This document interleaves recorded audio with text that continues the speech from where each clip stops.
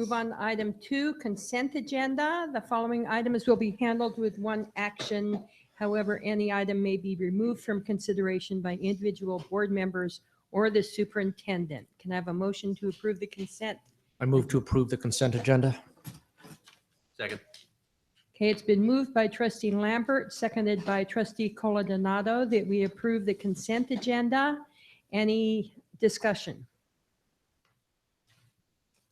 Seeing none, I will call for the vote. All in favor of approving the consent agenda? I'll say aye. Aye. Aye.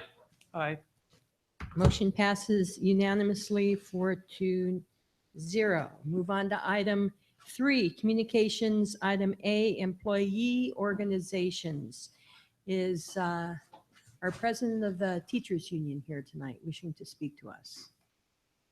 I do not see her. And I'm looking for the president of our classified union. Seeing no one there, we will move on to item B, district committees. Anyone want to report on the district committee? I had a question for the superintendent. Maybe during your report, you can tell us, give us an update on the specific learner committee. You've had meetings of the specific learners, yes? I haven't been to any. Yeah, that's actually handled by Ms. Geisel as well as Ms. Smith. No. So they just had a meeting last night. We haven't debriefed it just yet. Okay. So I can bring back a update at the next one. Okay. Is that This fair? is pursuant to the email that the trustees received today. Right. Yeah. We haven't. I received it when I got back from our emergency earthquake drill, Uh-huh. and so I haven't had a chance to debrief yet. Okay, next week or next meeting's fine. Next meeting. Okay, Yeah, great. And I could give a brief committee report of the student attendance area task force, or Dr. Rudolph could do that. So which would you prefer? Either or. Would you want me to? Why don't we just go ahead to superintendent report and you can give us a brief report about that and whatever else you wanted to report on. Yeah, sure. So in the students area attendance task force meeting, we actually ended up having the group broken into, it's now 5 groups as opposed to 4. There was a difference in opinion, at least with one of the groups. And so we allowed them to sort of break into another one. Each, we have 4 different proposals that actually came out. Actually, one group did 2. So they have been sent to our demographer, who is currently working on what those boundaries will look like and what the demographic information is. And we should have it back, if not tomorrow, then early next week. And then I'll send that back out to the students attendance area task force for them to look at. At the next meeting, we've been very clear that they need to have one recommendation from each one of the groups. So now it will be 5. And those will be brought to the board for feedback first. And then after they're taken to the board for feedback, they will go out to the community for additional feedback. And then the committee will meet again in December and we'll take all that feedback in. And then they have 4 more opportunities to make adjustments before we bring it back again. Do you have an additional superintendent report? Nothing else. Okay, thank you. Dr. Rudolph, could you, like in one sentence, characterize what caused the one group to split into 2? What was the bone of contention? Trustee Lambert, that was actually yours. Was Dr. Lambert in that group?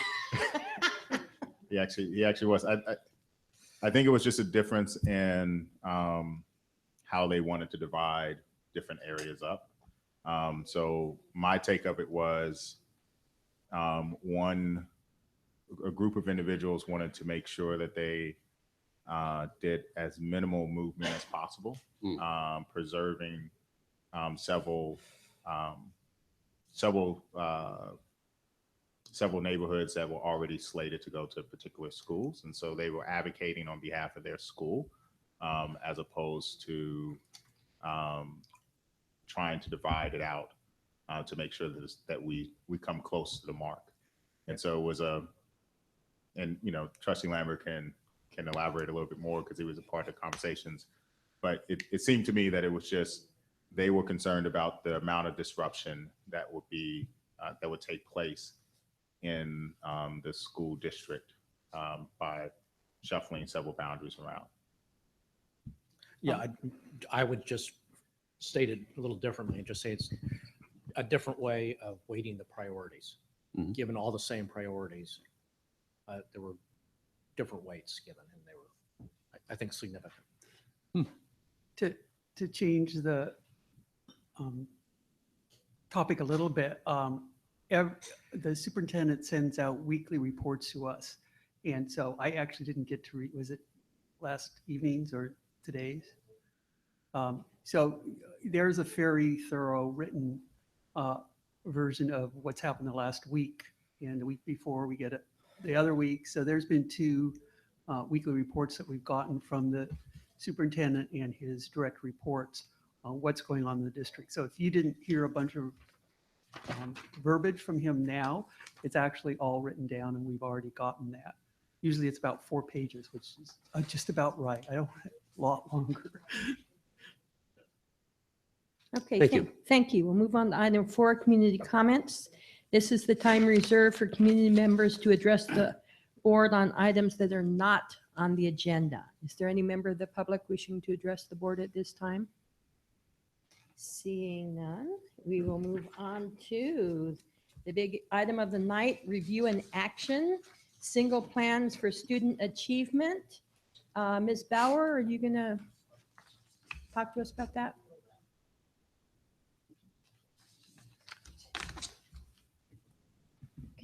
So tonight, all of the site principals are here to present to you the hard work that they've been doing that started last year and kept on into this year with their parents and their staff to develop their plans for the year to support students' academic achievement and climate at their sites. So each one has a short presentation for you. You had access to all the plans and the presentations, and then they're happy to answer any questions that you might have. Thank you. And I'll note that Superintendent Rudolph and I talked about this agenda item during our agenda planning session today. And we both agreed that hearing 10 presentations back to back would be Awesome. a lot. So what we're going to do is take a short break, like a 3-minute break after the first 5, which, you know, according to my numbers, that means the last one in the first session is going to be Mauna Loma, and the next one in the next session after the break will be Turcoff. So go ahead. All right, so I'm happy to have our first principal starting off, and I'll have Mr. Chang from Huff.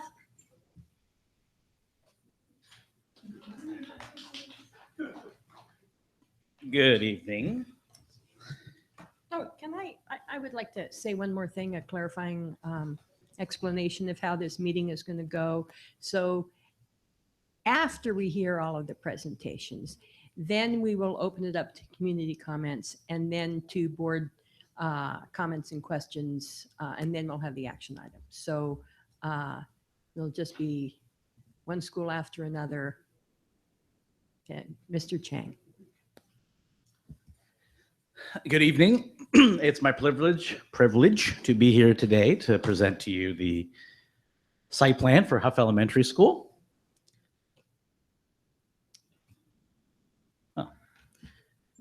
So the outcomes today are to provide an overview of our goals, strategies, and key actions and major expenditures of the site plan, and to answer any questions that you may have.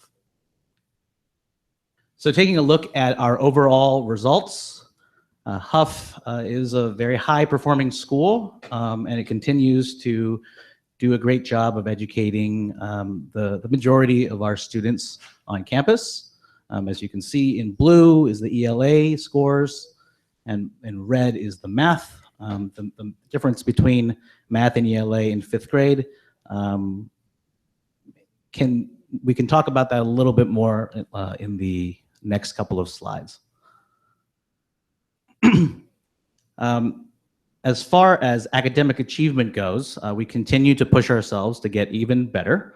And so our goals are to increase by 1 and 1.2 percentage points in ELA and math respectively.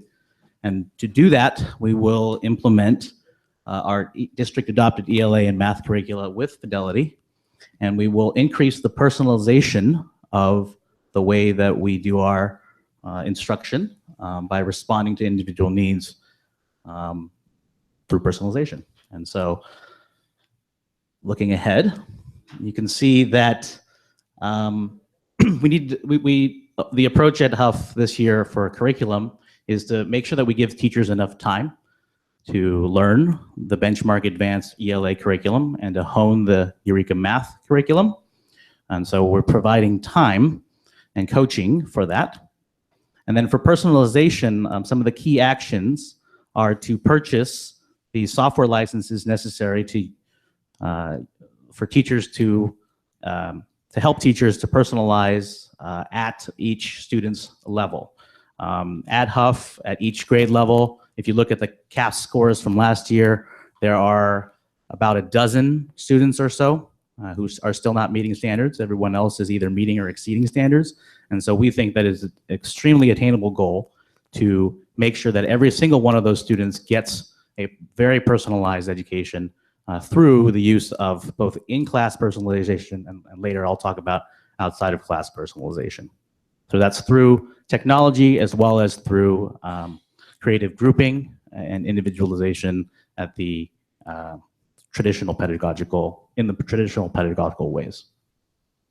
And also we've hired and training and managing an academic intervention teacher who's actually been at our site for several years now to pull small groups for individualized education during the school day.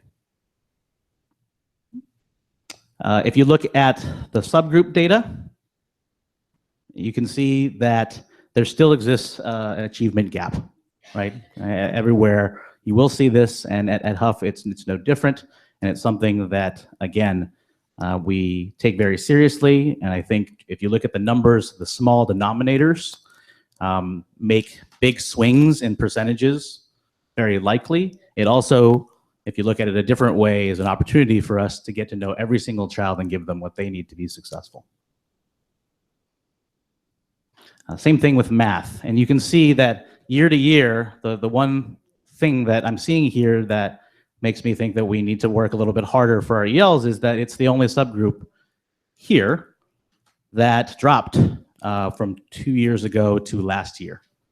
And so math will actually be the center of our personalization efforts. We're going to be using Khan Academy, we're going to be using IXL, and we're going to be using them well. Okay, and in addition to the personalization that we're going to bring, we are going to focus on explicit vocabulary in each of our classrooms. All right, and also to increase the engagement for all students, but especially our ELs, many of whom, have struggled through their acquisition of language for, at least a few years now. Project-based learning is a fantastic way to bring a more pertinent rationale to what they're learning in school. I've seen it at the middle school level when you get kids that are just sort of getting the same traditional methods repeatedly without success. Well, we want to intervene sooner. And I actually see project-based learning as a style of instruction pedagogical approach that will be great for all students at Huff. And so we're excited to kind of bring that in, dipping our toes in this year. And as I mentioned earlier, individual academic needs for ELs will be addressed as well in after-school small group intervention. So I mentioned earlier, vocabulary is going to be a big part of what we do to close the achievement gap. We also have used our TSSP funds to hire an additional ELD teacher to pull small groups of students for additional English language instruction outside of the class. And the second strategy of after-school intervention is also up there.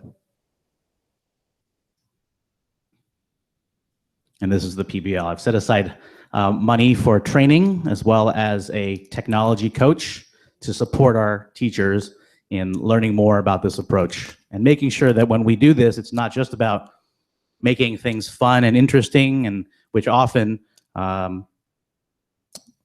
can be weighted towards the kids that are achieving quite well, but also focusing on those that still need a little bit more of a push to get over the line.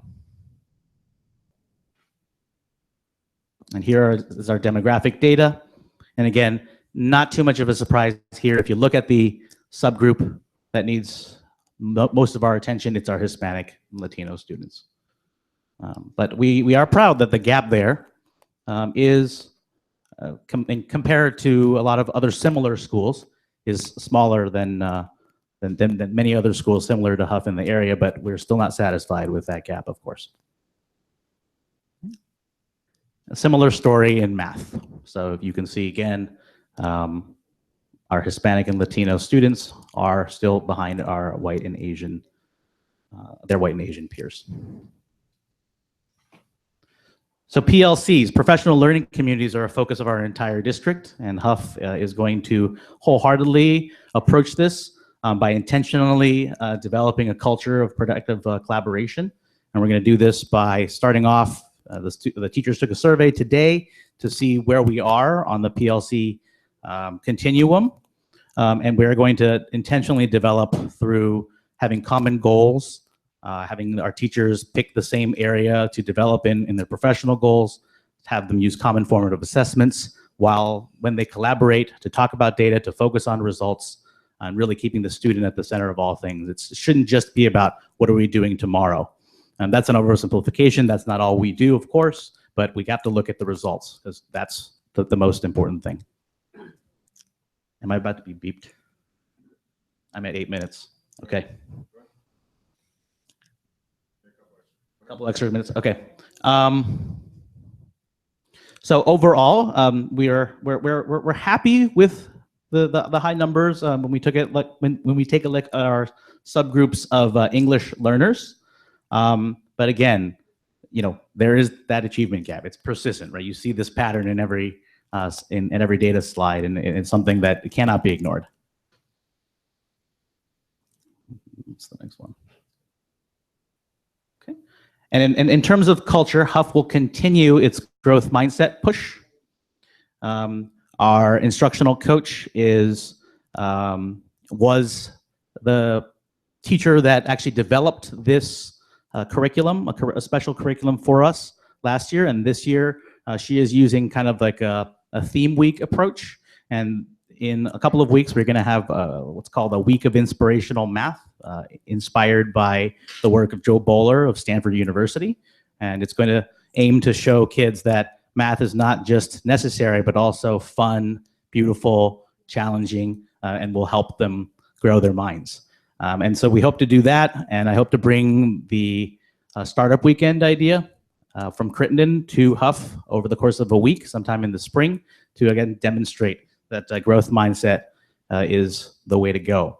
And as far as our ELAC is concerned, we had record turnout of our first ELAC this year. We had 25 people show up, and I'm told in the past that it was really hard to get ELAC members to stay throughout the whole year, or stay coming to the meetings throughout the whole year. And we aim to make sure that we are meeting their needs about whatever topics they would like to discuss. We had a very lively discussion about the purpose of English language development, the reclassification process, et cetera.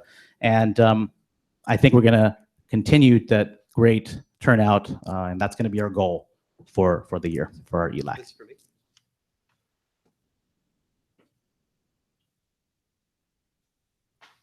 Okay, thank you for the extra time.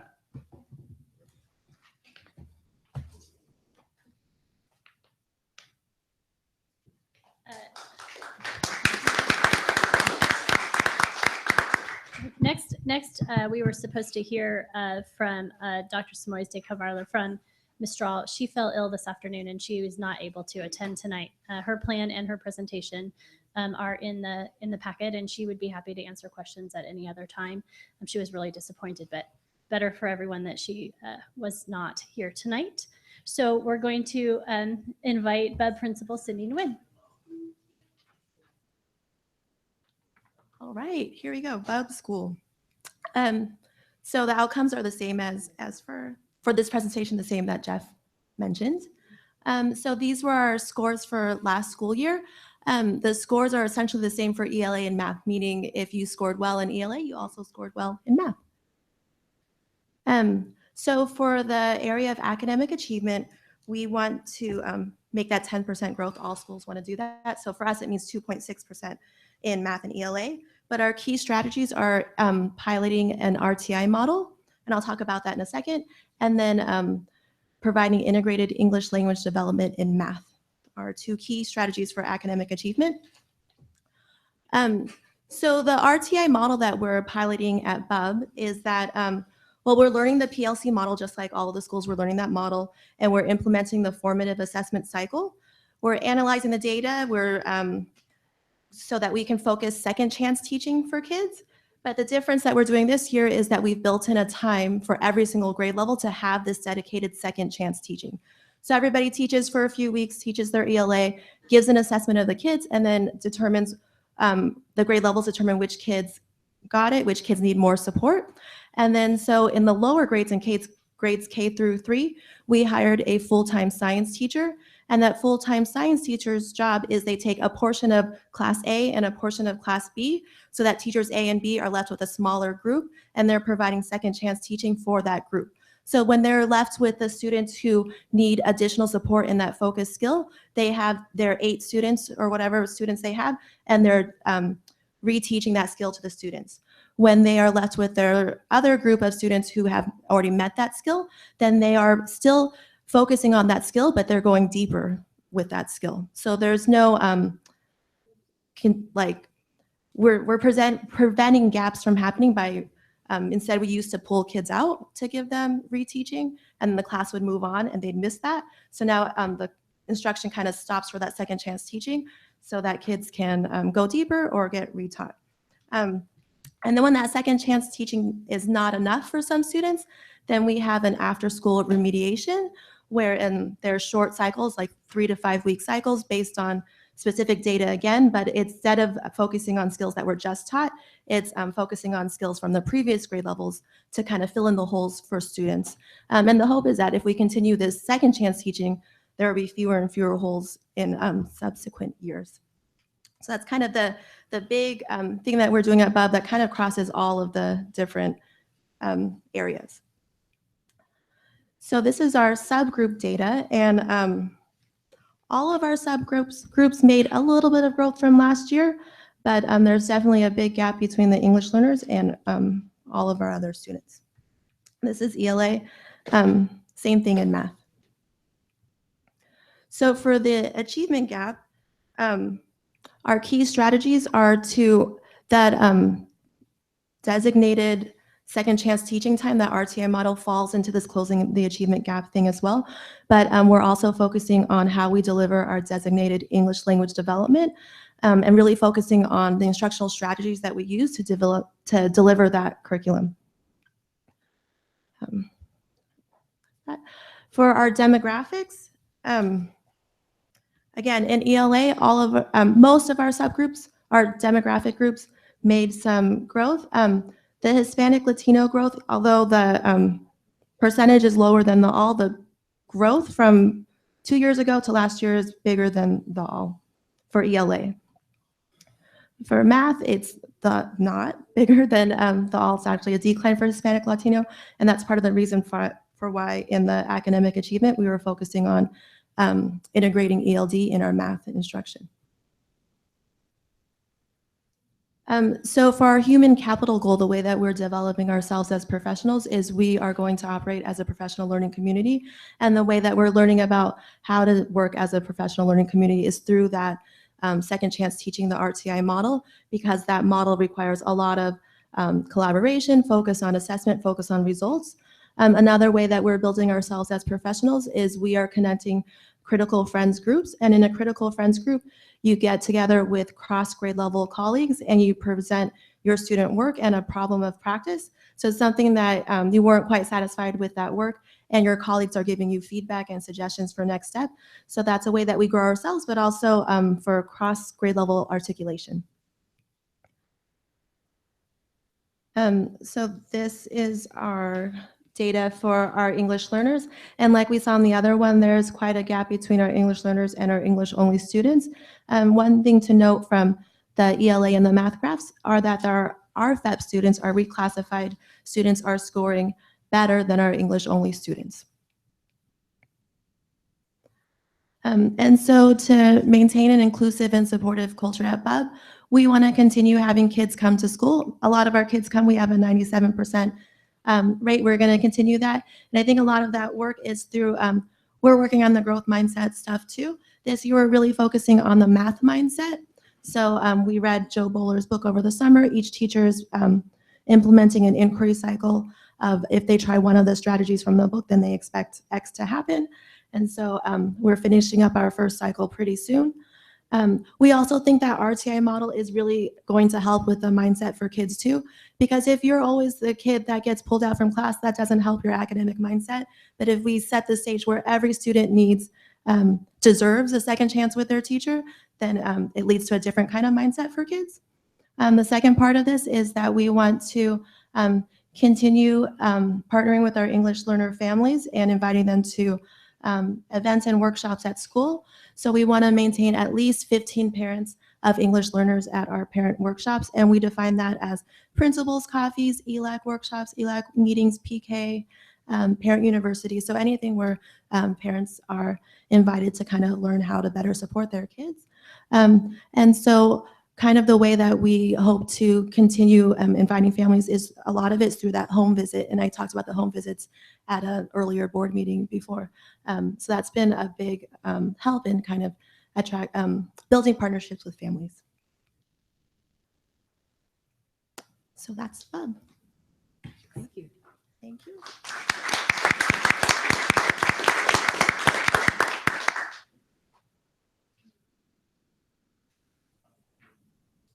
Hello.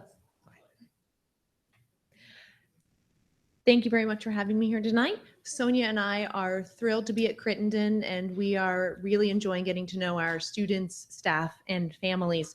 I'm excited about our plan, and I could go on and on, but I will tell you about it in less than 8 minutes. We had an increase in test scores in every grade level in both ELA and math, and we're thrilled. And you can see we're performing a little bit better in ELA, and we're working hard to bring our math scores up as well. Our academic achievement will focus on increasing our ELA and math scores by about 10%. And we have a variety of ways we intend to do that. One of the main things we will focus on this year is increasing academic vocabulary through a program we adopted called MEMBEAN, which will allow students to increase academic vocabulary at their own pace above and beyond what they're explicitly taught in the subject areas. And we are building literacy skills across the curriculum. Our teachers developed and implemented this year a literacy packet where they're using common reading and annotating skills, not just in English, but those same skills and strategies in social studies and science. And we're also working on building literacy skills in math with Common Core Math. There are many text-heavy problems, and teachers are coming together to move out of their comfort zone as math teachers and working on reading as well. The next two slides will focus on our scores by ELA subgroup. To focus on the positive, we're thrilled to see increased scores in all areas, but you'll notice in ELA and math, there's a significant learning gap between our, in particular, English language learners. So that is our focus on closing the achievement gap. We're trying to increase our scores by over 10 percentage points in both of these areas. And we are hoping to do this by continuing to build on our Read 180 program, which is an intervention program that we have expanded to include resource students this year. And we are implementing the English 3D program for our students who are close to reclassification.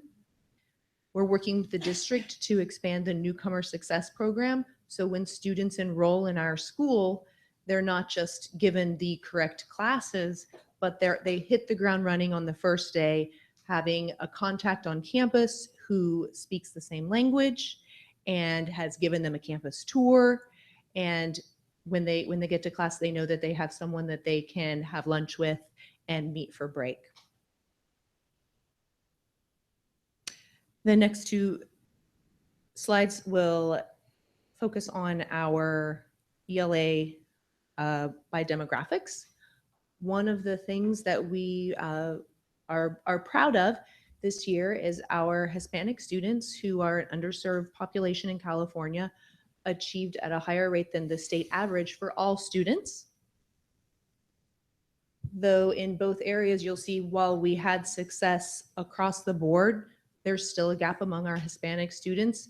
Our Spanish speakers are our largest group of English language learners.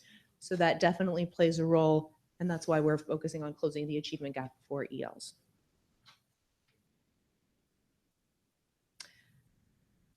Building professional learning communities is a district-wide goal, and this is new to Crittenden. We were lucky to have had many staff members attend a summer PLC training, and we are rolling this, no, I wouldn't say program, but way of doing business. We're rolling it out slowly by using staff meetings to continue professional development. We're at the point now where our staff has started to meet in PLCs. They're identifying key areas of learning, and they will be using common assessments to identify data to determine who and where we need reteaching and who's ready for enrichment. Our scores by English language status, again, we're thrilled that they have increased across the board, and we were very glad to see that our redesignated scores are close to our English only scores.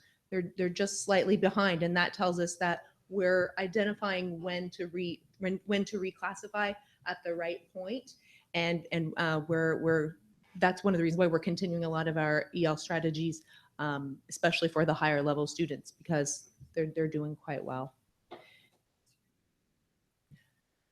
The math scores tell a similar story, that our redesignated students in math are almost to where our English only students are, but our ELs are still significantly behind.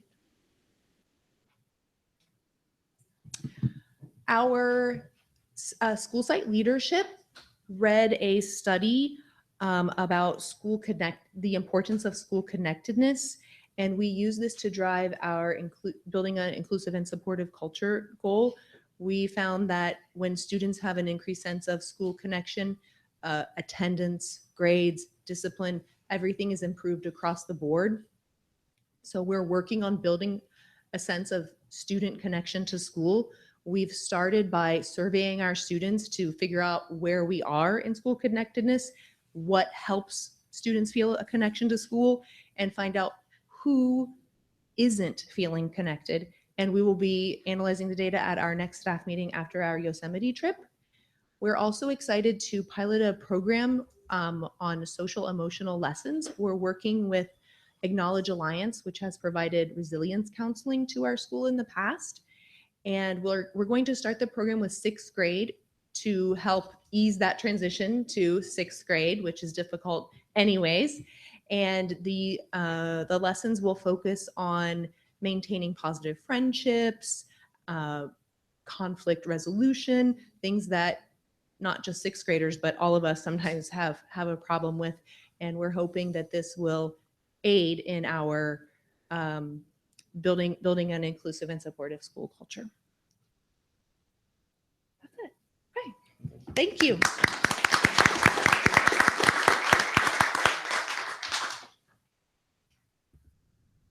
Good evening. I'm Gloria Higgins. It's a pleasure to be in front of you today talking about Montaloma, a place that I love dearly. So we'll kind of skip right through these. The outcomes are the same. Right, and here's a look at our data.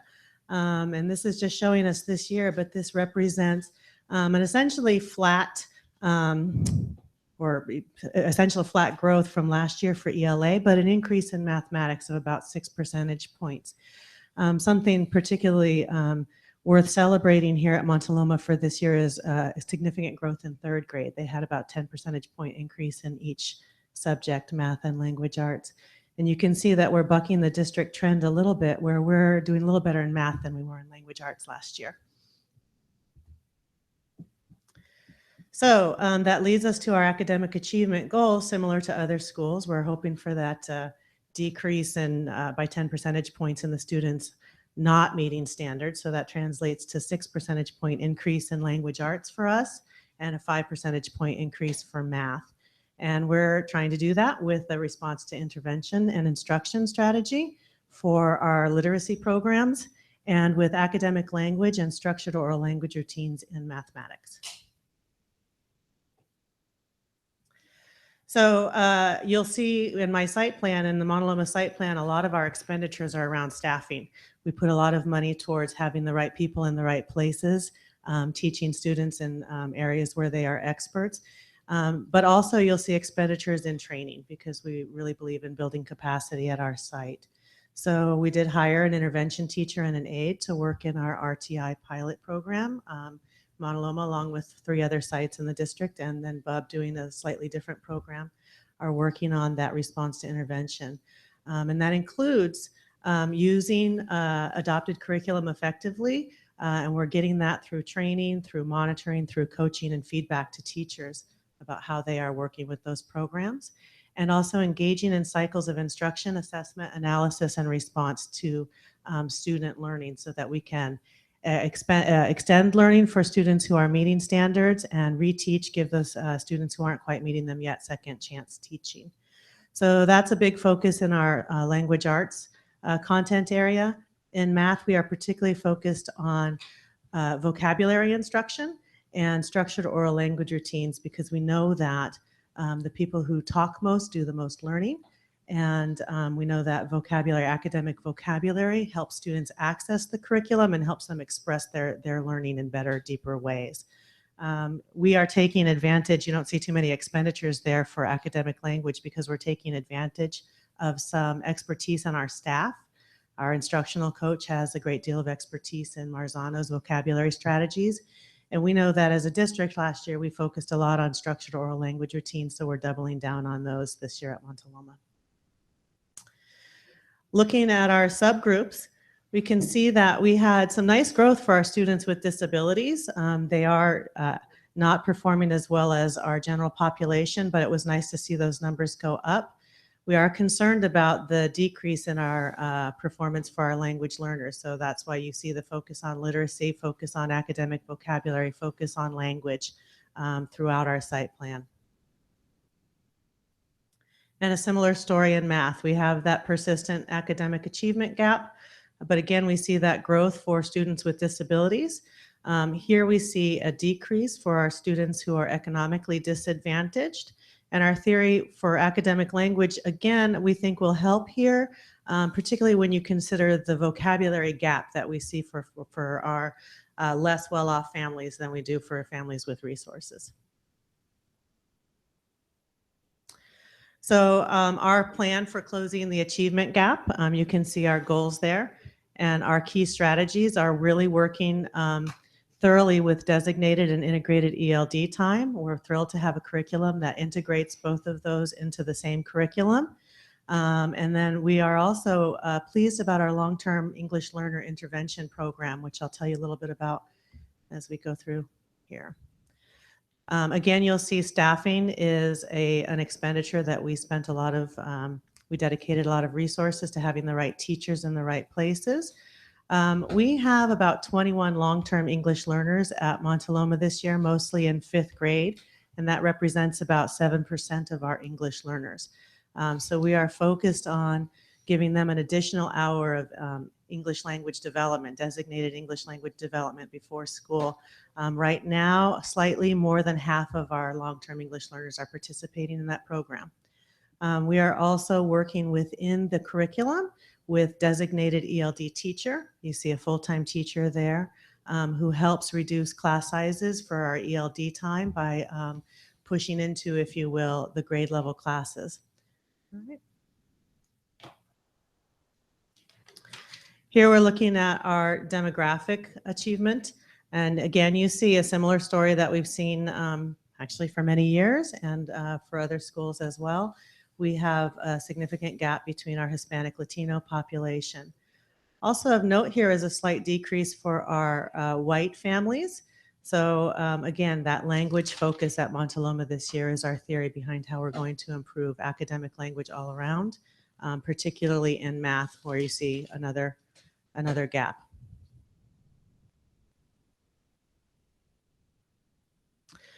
Looking at our human capital goal, this is something that's very exciting to me, having just completed my master's thesis on collaboration. Our goal is to increase our collaborative culture through the development of high-functioning teams.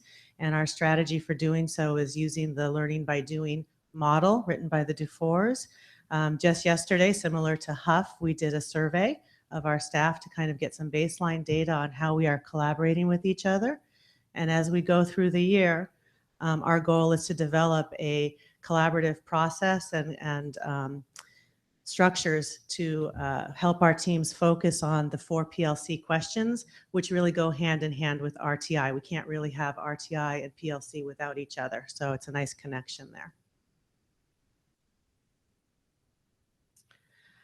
Here we see our performance by language status. And again, you see that EL decrease from last year. Just to repeat, that academic vocabulary focus and structured oral language routines is our strategy for bringing that up. Something to celebrate here are our IFEPs. Last year, 100% of our IFEPs were proficient or advanced on the state testing. And both our RFEPs and our IFEPs are outperforming our English-only students. I think that says a lot about ELD as an important strategy for all students, not just language learners. And it also says something important about bilingualism. Similar story here for math. And this has got to be the goal that I'm most excited about at Montaloma. I truly appreciate the culture that we have there. Last year, the school focused a lot on some responsive classroom strategies, and we're going to continue that so that we can reestablish our school-wide behavioral supports that all students need to succeed. We know that students, they need school to be a place where they're known, where they're feeling welcome, and where they feel important and that they make a contribution, and that's something that the responsive classroom model focuses on. So currently, again, yesterday we took a survey and just to identify what our current practices are. And as we go through the year, we'll engage in some responsive classroom training and some conversations about what are the things we like about our practices, which ones do we need to modify, which ones do we want to keep. And a very important part of this goal is the parent engagement piece. So working with different parent communities at Montaloma, we have some nice a nice mixture of families from all over Mountain View, from different cultures, different languages, different economic resource experiences for them, and I'm excited to bring them all together to work on this goal. We also have Playworks here where you see a big chunk of our money being spent. Playworks is something we've had a lot at Montaloma, and we are happy to continue that this year. Thank you. So, Ms. Bauer, I had said at first that we would have the first 5 before the break, and since we didn't have Mistral, I'm wondering, Mr. Santiago, would you be willing to go ahead? Thank you. All right, good evening. Evening. I'm excited to share with you Thurkoff Elementary's school site plan for this school year. As mentioned before in the other slides, we have the same outcomes. One thing I'm really excited to share, and as you'll see, is a trend from Thurkoff Elementary to the other schools and the other schools relating to each other as well. You'll see that collaboration is taking place and that schools are piloting similar programs and similar structures to support our students. Okay, so this is last year's California test results. We in ELA altogether, 45% of our students were proficient or advanced, and in math, we had 38% of our students were proficient or advanced. We are really excited at Therkoff Elementary for these scores. Although we see that there is room for improvement, last year we set some high expectations for our growth in that we wanted to move our students that were not proficient. We wanted to move that group by 20%. And we did meet that goal in ELA by increasing 16% from the previous school year. So we've surpassed that goal by 2%. Our math goal, we wanted to aim for 15% growth. I think we missed our goal only by 1%. It actually was like by 0.6%, but we had a 14% increase in our math for the amount of students that performed, that met or exceeded standards, which was a huge success for Therkoff Elementary. And we're expecting that same as we are progressing this year with our students and our teachers and our community. Okay. So you'll see for our goal this year, as you've heard, each school is trying to move their students that are not meeting standards by 10%. At Therkoff, we set that goal still a little higher. Even though we had great gains last year, we still want to stretch a little bit for our goal at Therkoff. So we're stretching that goal to 15% for both ELA and math. Our key strategies are to provide multiple systems and programs of intervention and enrichment to meet students' needs, which I'll explain about in the next couple slides, and similar to Mauna Loma. Continue to implement research instructional practices to increase student engagement and achievement across content areas with a specific focus in mathematics. And I'll get into that as well, but that's some of the practices we did last year that we really contribute to the gains that we had for in last school year.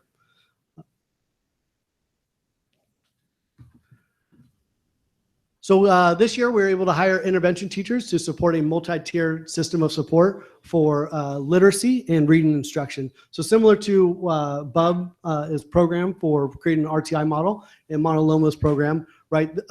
In previous years, we just pulled out certain students to provide intervention, and then we just kept on teaching during that regular time. Now with this new system of support, we're able to provide students second chance teaching, whether we're enriching or giving second chance on some of the standards that they didn't get. But in addition to that, we still have intensive reading instruction that we're able to provide to our students that are that need that extra support during that time.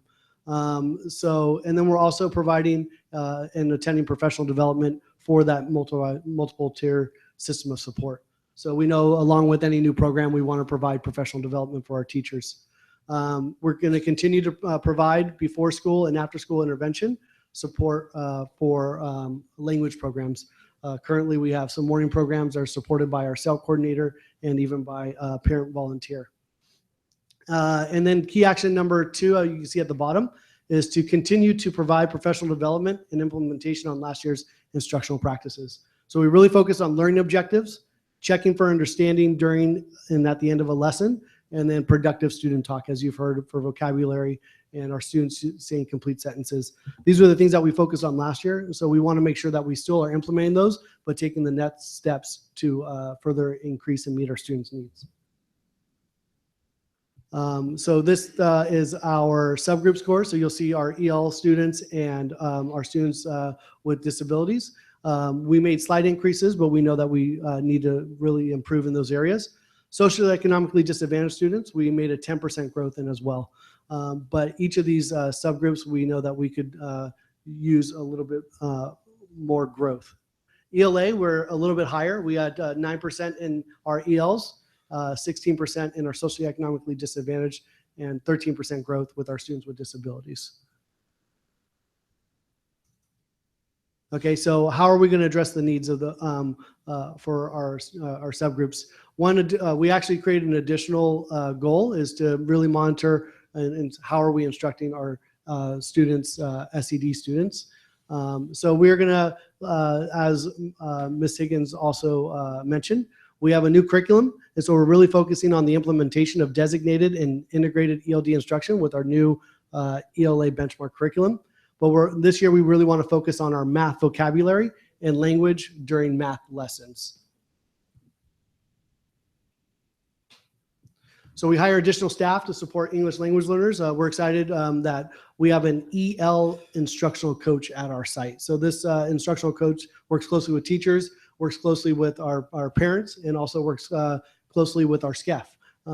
One great advantage to having this instructional coach is our SCEF really reaches out to our community, but with an instructional coach that really supports ELs, that they are really working hand in hand on the academic side of supporting our community as well.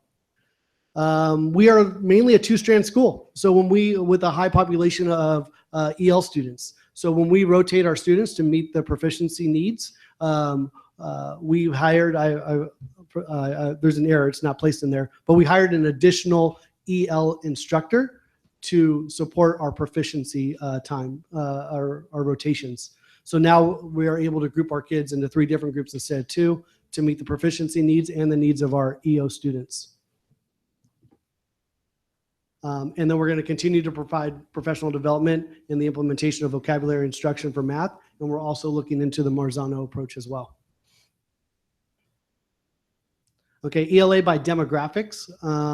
So you'll see that our Latino Hispanic group made great gains, almost 20%. And then we're really excited about our white subgroup as well, making gains as well. And then in math, you'll see our Hispanic students made 11% gains, and then our white population made plus 30%.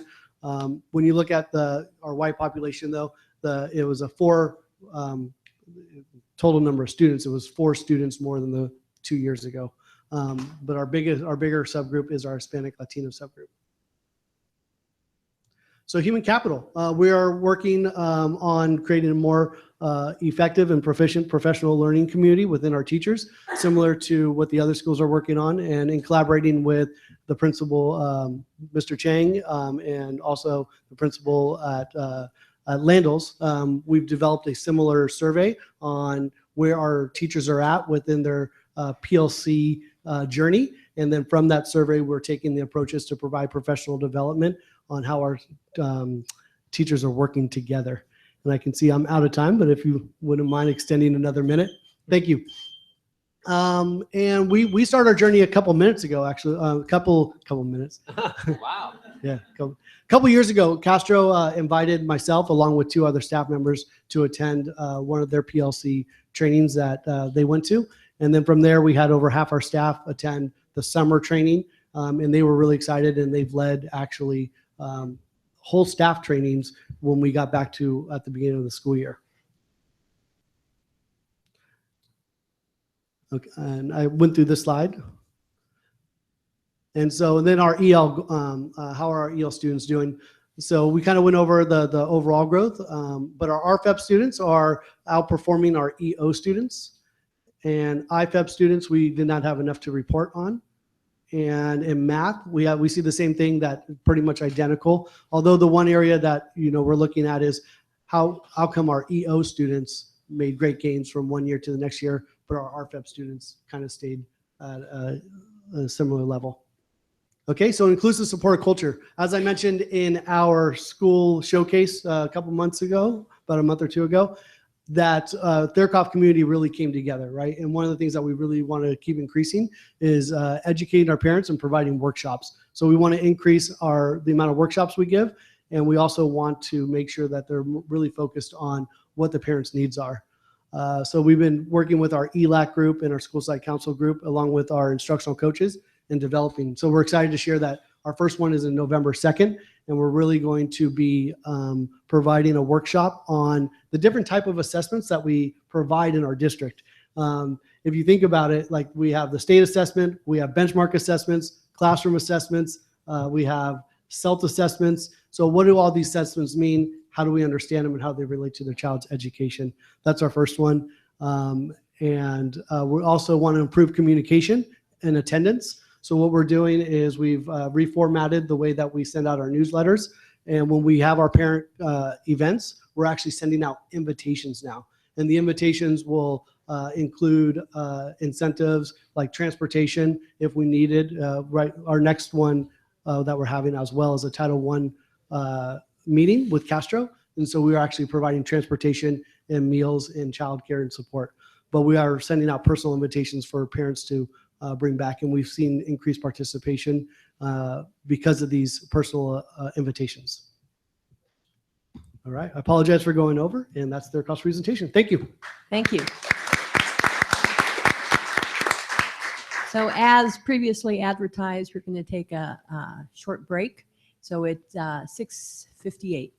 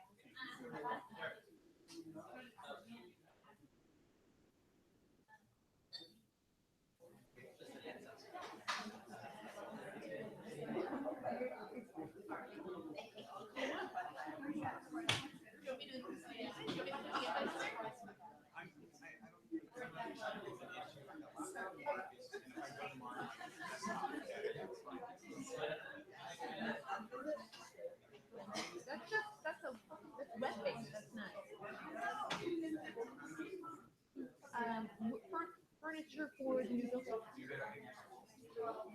I'm also, I'm giving you furniture in my new building. You know what I'm so excited about? Yes, but I'm so excited about those new lunch tables. That's also November 1st. I'm so excited. I can't wait.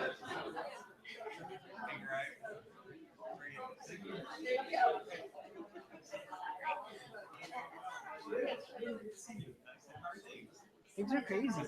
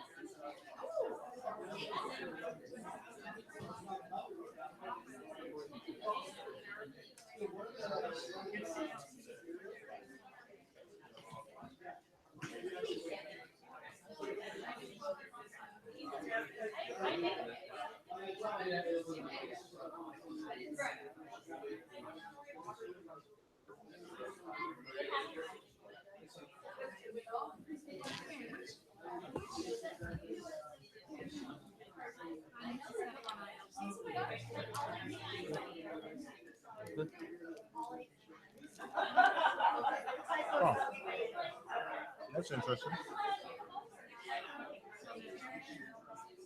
I don't know. The Castro one is just this thing, Huh. which is what they presented at the board meeting. The Monaloma one doesn't have the same information in it. It's just a CASP. Yeah. So if you Thing. go all the way, it's like But it Slide doesn't 20 have something. doesn't have 20 slides, doesn't have 2015 goals, doesn't have pivot tables. Hmm. Somehow it's different than I don't know. your folder. I'll share it again. Summer presentation is the same folder. Let me share it again. Okay. Because the first time I did it, I thought I shared it the correct one. And apparently it didn't. I can't explain. Yeah. I have no way of knowing if this is the exact same folder. That's it right there. Summer presentation. What is it? How is yours different than mine? I don't know. I'll share it again. I even asked Chef for it. Oh, good. I'm looking through the things he sent out. Sure.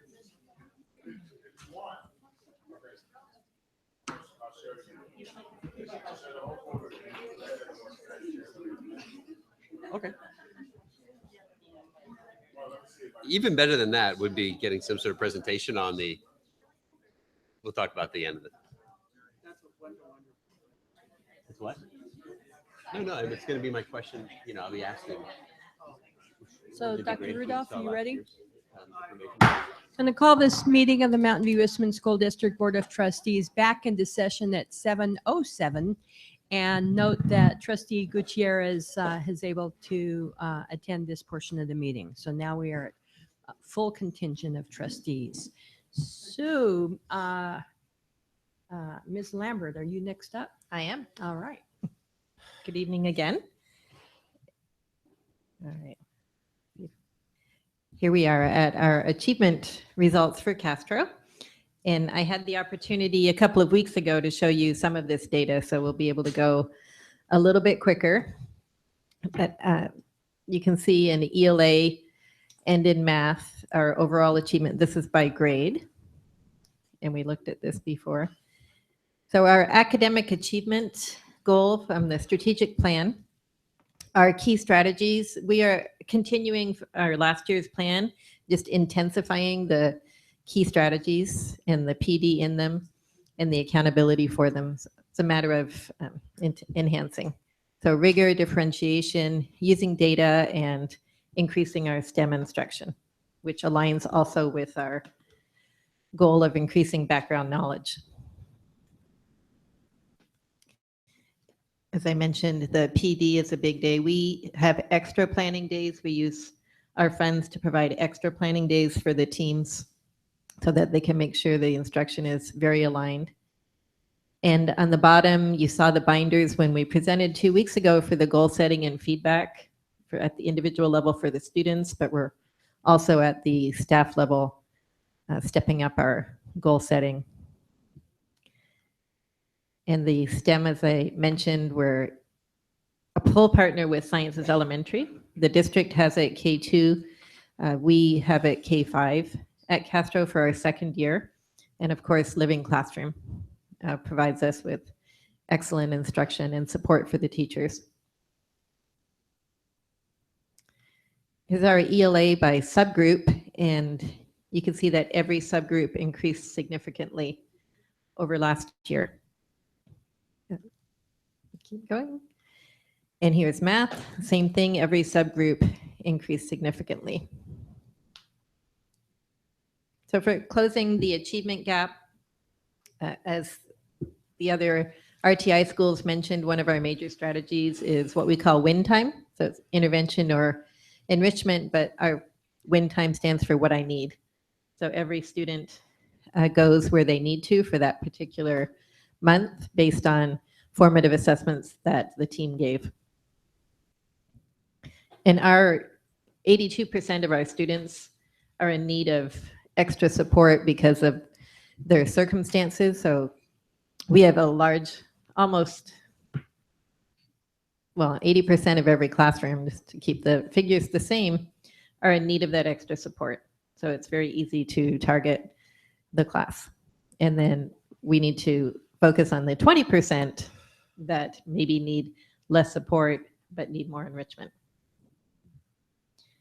And another major strategy in the closing the achievement gap is focusing on integrated ELD.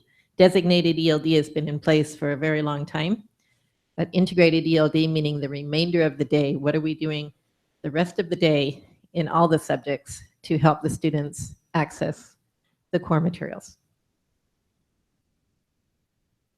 And as I mentioned earlier, increasing the background knowledge, because a huge percentage of our population comes in with less experience, less world knowledge, we go to great lengths to help fill that gap for them at school. With the field trips, presentations, assemblies. Just last week, we had the Z-Space trailer come. We were fortunate enough to get that free of charge through our partnership with Olympico, and that was virtual reality. The students actually got to go in and bring things to life right there in the trailer, and wish I could have taken better pictures, but it was a little dark. So our demographics, this is our Hispanic. As you can see, again, significant increase over last year from 18% to 38%. And that is the only subgroup that we have sufficient numbers to report. The couple of other subgroups we have are fewer than 10, so we can't report them. And here's math, the increase there also significant. So our human capital goal is, as with all the schools, is around PLC. This is our 2.5 year, I guess, of implementing PLC at Castro. So we are going strong, and our target this year is within their collaboration when they're on their own, in their teams, that there'll be good evidence in their collaboration notes about how they're using the data, not just what analysis they're doing, but how they're using it to change instruction. And there'll be evidence in the notes for that. And also PD to continue our professional development in specific aspects of PLC, formative assessment and the RTI. And there's by our EL status. I showed this a couple of weeks ago. Our RFEPs, huge gains over the EO group. We don't have a big enough IFEP, just as Therakoff, we don't have a big enough IFEP group to report. But you can see the big gains here, and same in math. In the last goal, the inclusive and supportive culture, we're choosing to target that through the attendance of parents at activities at school, meetings, activities, trainings, it all counts. So come to at least 3 throughout the year.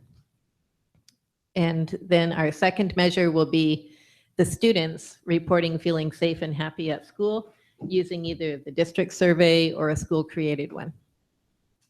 Our ELAC president is here, and we've talked a lot about the key strategy of diversifying the ELAC to match our new demographics. In our primary grades, because of change in neighborhood, we have many more home languages than we've had before. Our home languages have primarily been English, Spanish is the vast majority, and a smattering of others depending on the year. But we have 16 languages at Castro now. And in kindergarten alone, we have 11 different home languages. And that's a big change. In the upper grades, it's still 3 languages. But coming as the new grades enroll, it's a different look. So that means that our ELAC has to change to make sure that all feel welcome and part of the entire school community. So ELAC is for every language, every child that's an English learner. And that at Castro, that's a big change with the amount of languages. And we had a staff planning retreat this summer, and Most of it was spent on our school culture, positive school culture for the students, and consistent school-wide expectations. So we spent a lot of time planning what strategies will be common across the school for discipline, what the expectations are. With ELAC and School Site Council in the spring, we talked about what our 4 school core values should be. So we adopted those school-wide this year. And so that's a huge strategy for us this year, is the consistency across the school. So when a child goes from grade to grade and school to school, the expectation, or class to class, that the expectations are the same wherever they go. So that makes students feel more secure and more comfortable, so they can focus on their learning and not worrying about what this teacher does differently than the other teacher.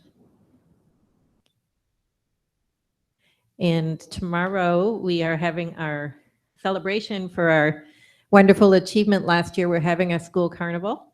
If you want to drop by, play some games, and see me with orange hair, because for some reason I told the students I'd dye my hair orange if they made the goals from our school plan last year, and they did. So orange is my favorite color, so that's what I said. So that'll be tomorrow. Thank you.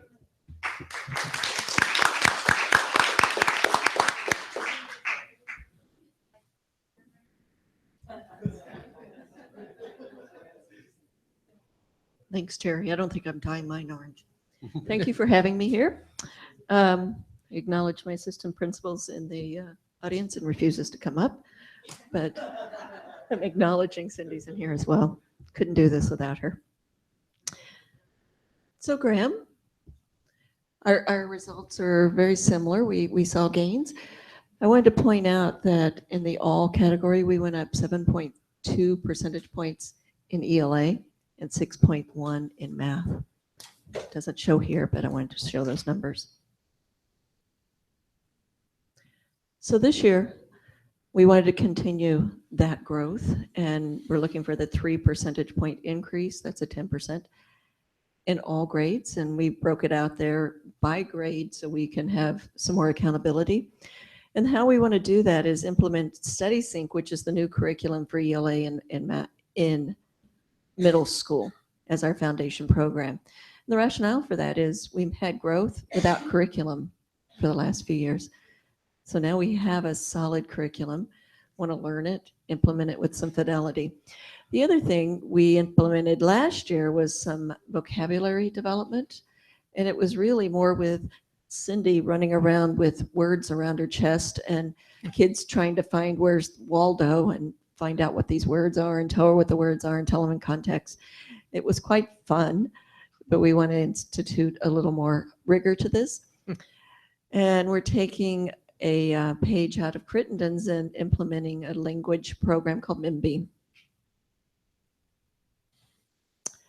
So with this summer, we trained all the language arts teachers in StudySync, and actually just today, they had a refresher training and a more in-depth training, with StudySync.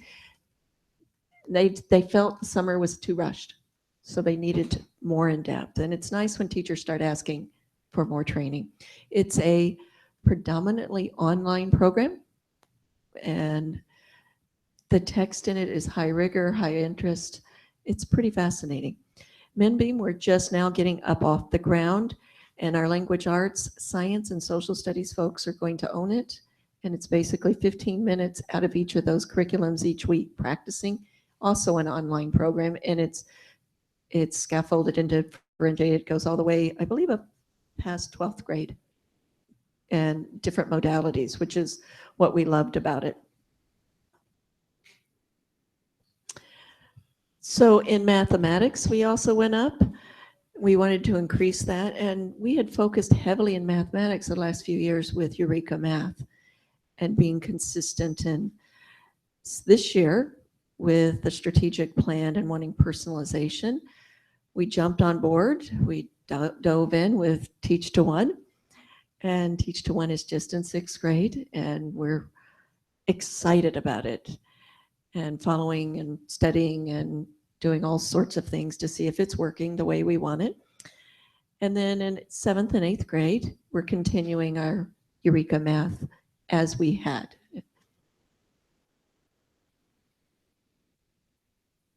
So no funds are put towards that. The district has put a load of funds towards Teach to One and also towards a math coach. And the math coach is working in Teach to One, which has been a lot of her time lately.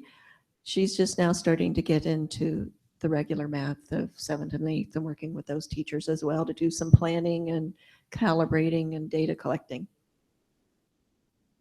So in ELA, we saw growth across the board. We were thrilled that our English learners doubled. However, that's still a huge growth, not enough being successful, but something we were doing was working. So we're going to keep working on that and working with our English learners. Math, similar growth, a little more than doubled with our English learners. The gap is still there. So it was nice to see growth in every area. So to close the achievement gap, we're going to do a lot of things. Kathy actually said we're biting off more than we could chew. So we're implementing the MemBeam program with Fidelity, we think will not just benefit our English learners and close that gap, but help our non-English learners as well, increase their vocabulary and hence the rigor of language. We're also gave our teachers this, it's a flip book called A Tool to Scaffold Instruction for English Learners. It's the most fascinating tool I've seen. It's all about depth of knowledge and how you have frames according to every English learner level. So it helps teachers, if I have an English learner 3, what kinds of questions should I ask? If I have a 1, what kind of stems are there? If I have a 4, what kind of stems? And then also gives you strategies. The teachers are coming to me saying, this is the best tool I've ever had in my hand. So that's pretty exciting. We'll continue the process of progress monitoring, which we will be doing within the next month as our benchmark scores start rolling in. And the one we're really excited about is this after-school programming for our targeted groups. So we do a homework. We called it Academic Recovery last year. And one of our teachers changed it to Homework Club and had more kids coming. We said, okay, name change. So it's now Homework Club. And that's 1 day, 1 hour a week. And we have a lot of teachers. I think we have something like 15 teachers doing different days and bringing in different kids. That's one piece. Then on Tuesday nights, we're doing parent education. Every Tuesday night in Foothill College is coming, FEI, training parents. We said, well, we're going to have kids here. Why not we use the time while parents are learning, the kids are learning. So we're spending some money for our teachers to do a tutorial.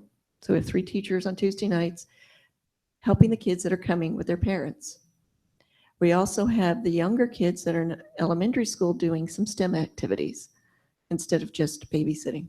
So we're really excited. That will go the entire year, every Tuesday night. Please come out if you want. Just come on Tuesday. Graham is a hub of activities.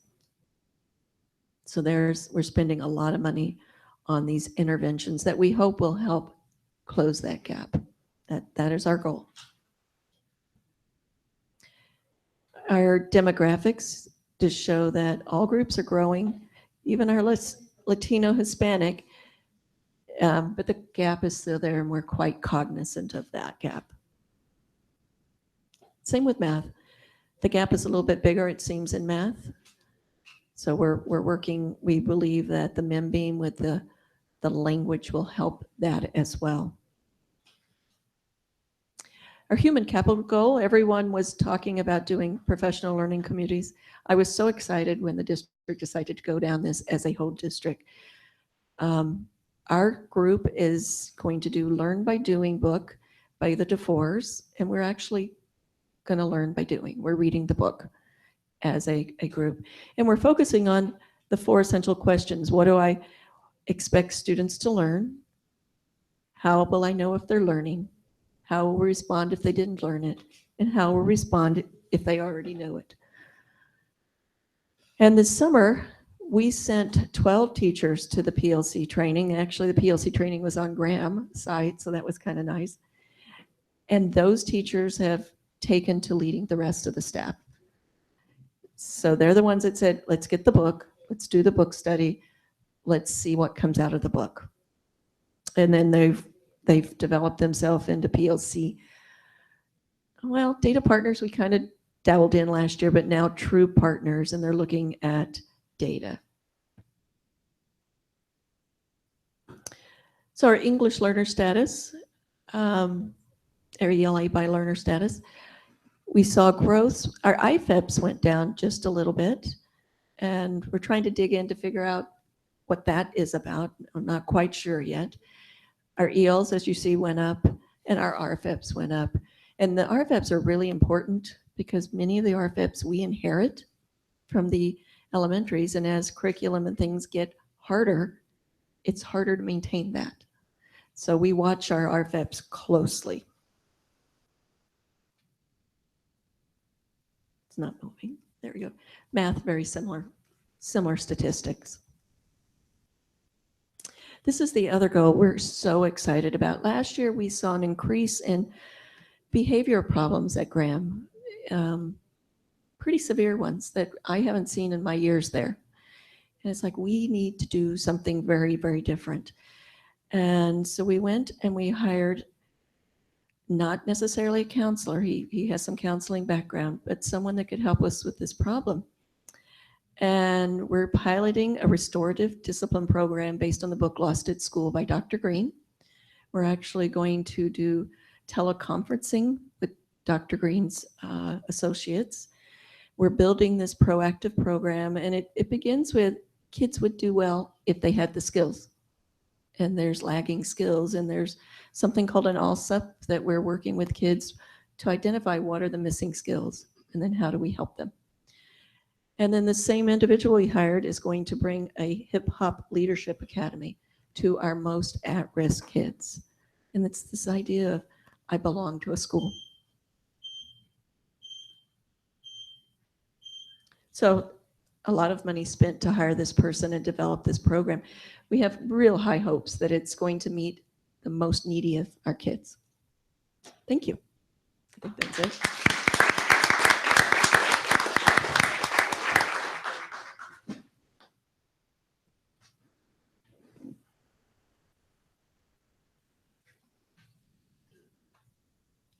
I'm Zoom.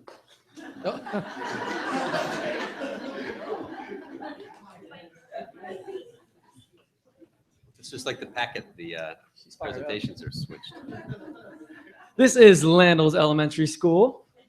You will hear from Stevenson shortly. I'm Steve Chesley. This is my second year as principal of Landals, and I'm excited to be here this evening. So we're going to talk about some goals. We're going to talk about some strategies, some actions, and how we're going to spend some money. So this is our overall data that you're looking at here, ELA and math, stronger in ELA overall. But I do want to point out our fifth grade outperformed all other areas. So very proud of them. A little shout out for our fifth grade. Drilling down to just ELA, and this is the year-to-year comparison. Except for third grade, kind of staying flat. We did see an increase in all of our grade levels, fourth and fifth, and all students. So we're looking for a 3.5% increase. That's 65% to 68.5.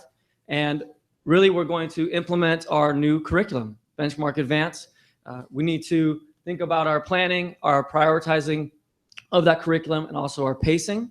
And so anytime you have something new, we want to make sure that that is our true focus for our teachers.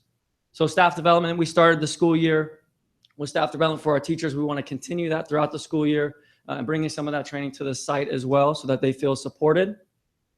One other interesting one here is this idea of getting feedback from students. We didn't do it with the Eureka Math adoption, but just thinking not whether they like it or not, but just getting their feedback in terms of, are they excited about it? Are they engaged with the new reading? Are they learning? And then using that to guide our instruction from a student perspective. So we're looking forward to trying that. So now moving on to math. We were flatline here, so 53.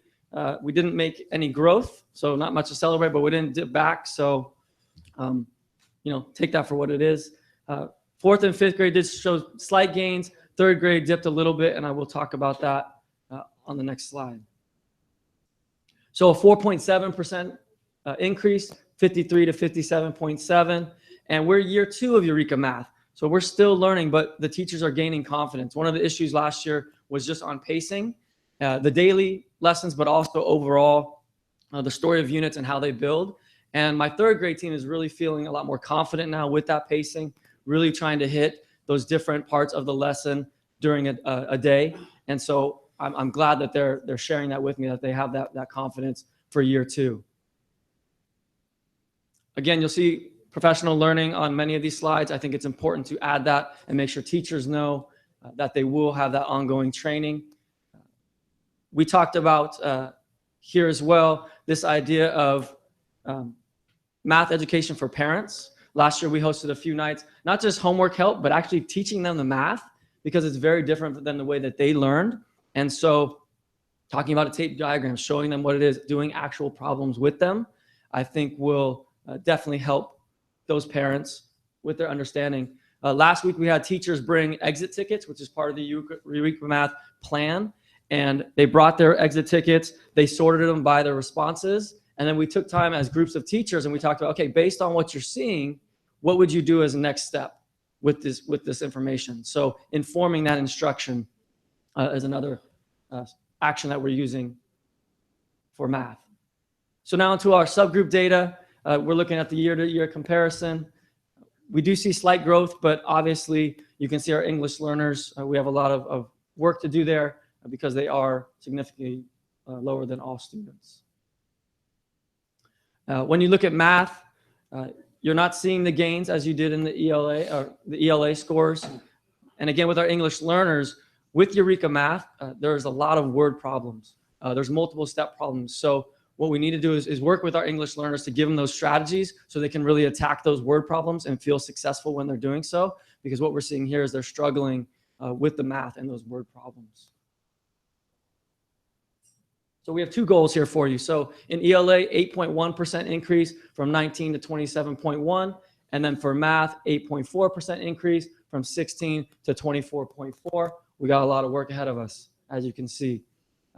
One nice thing about the curriculum that the teachers selected along with our district is that it has ELD embedded as well. So from now on, ELA standards and ELD standards come as a combination, right? They work together. And so we want to focus on that very much like we did just the ELA portion, is focusing on that curriculum and making sure we're implementing it as best we can. Also, communication skills, both verbal and written form. So a couple of things here. Again, you'll see that continued professional learning. Our structured oral language routines, we did a training last year on this, and we want to continue that. I believe it's next week. We're going to bring that back around. And it's just giving those teachers strategies of how their students can communicate in the classroom. So for example, clock partners. Every student in the room will have a 12 o'clock clock partner. And so when the teacher calls out, go to your 12 o'clock, they mix with a different group of students, they share their learning, they explain their thinking, but it's just a great way for them to communicate and communicate with different members of their class. So we're going to continue that effort as we go through the year. I was able to hire an intervention teacher this year, Margaret Poor. She's my CELT coordinator. She is working with my newcomers and integrated and designated ELD, and she's rocking it. So she's doing a great job. For demographic data, here we did have a dip with our Asian population, but some growth with our Hispanic, Latino, and our whites, which was nice to see. In math, you kind of see the opposite. So our Asian group did it slightly better, and then we saw a dip with our Hispanic, Latino, and white. So human capital, you've heard it already, professional learning communities. Landos is also piloting an RTI program, and as was stated before, they definitely go hand in hand. So professional learning community is all about collaboration. It's all about student outcomes and student achievement, and it's all centered around data. And that's exactly what we did with our RTI program. We started with data. We talked about the students, and then we grouped them based on that data. And the conversations that were happening in grade level teams were amazing in helping making those groups. And now as we move forward, we're talking about the curriculum. How are the students doing with that? What are the student outcomes? We're going to look at data again, and we're going to regroup. So it's just an amazing journey that we're on with the professional learning communities, going hand in hand with our RTI program. We are also doing, as was mentioned, a pre and post assessment of our teachers, just on those critical components of a professional learning community. So a couple of expenditures here. We had about 6 teachers attend the summer training as well, and we'll continue that training throughout the school year. We had a site license. We had to renew a couple of those. You'll see there for iReady, which also gives us data points. And then our district allowed us to hire a full-time intervention teacher. That was Nancy Pfeffer, and she's spearheading this whole program. And then also a part-time intervention teacher that I was able to hire, Christine Antonakopoulos, who those two work together to make that program happen. And then finally here, what we'll notice are RFEP students. When they're reclassified, they're doing exceptionally well. In this case, outperforming our EOs, and then in math, just barely hanging there, but hanging with our English-only students as well. And so inclusive and supportive culture, a couple of goals happening here. Average attendance to events going from 23 to 33, which is a baseline for this year. Attendance rate, we hit the 97% attendance rate last year, and we're gonna just continue on and make sure we have that minimum attendance rate. And then finally, a positive sense of community and climate. So our engagement facilitator is B class. She has been amazing. She deserves the majority of the credit of what she's been able to do with the community at Landals. And so a big shout out to her. I've already started some emails and phone calls around START, talking to families about the importance of being at school on time and every day. And then finally, just continuing those activities and programs that we have at Landals, and then talking to the community about what else could we be doing. We're doing a lot, but what else is out there? What haven't we thought of yet? And so the community meetings, we do have, we have daycare for our students that come with their parents. We also provide food. You feed them, they will come. So that's our motto there. And then also continuing our programs we have, such as LEAP, which used to be GATE and is now our LEAP program, which is Enrichment for All. Thank you.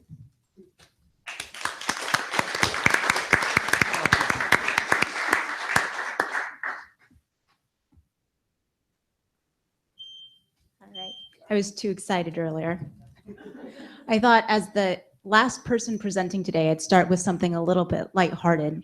So all of my colleagues and I have been doing a lot of reflection to create our site plans. And as I was reflecting this year, I was thinking, well, what has changed? One thing that has changed is I now have gray hair. Although I tend to pull it out. 2 grow back if you do that. 2. 2 grow back if you do that. Then I need to stop. Yeah. That's not true. I defer to Jose on gray hair. I've tried it. It doesn't work. I tried it too. Look.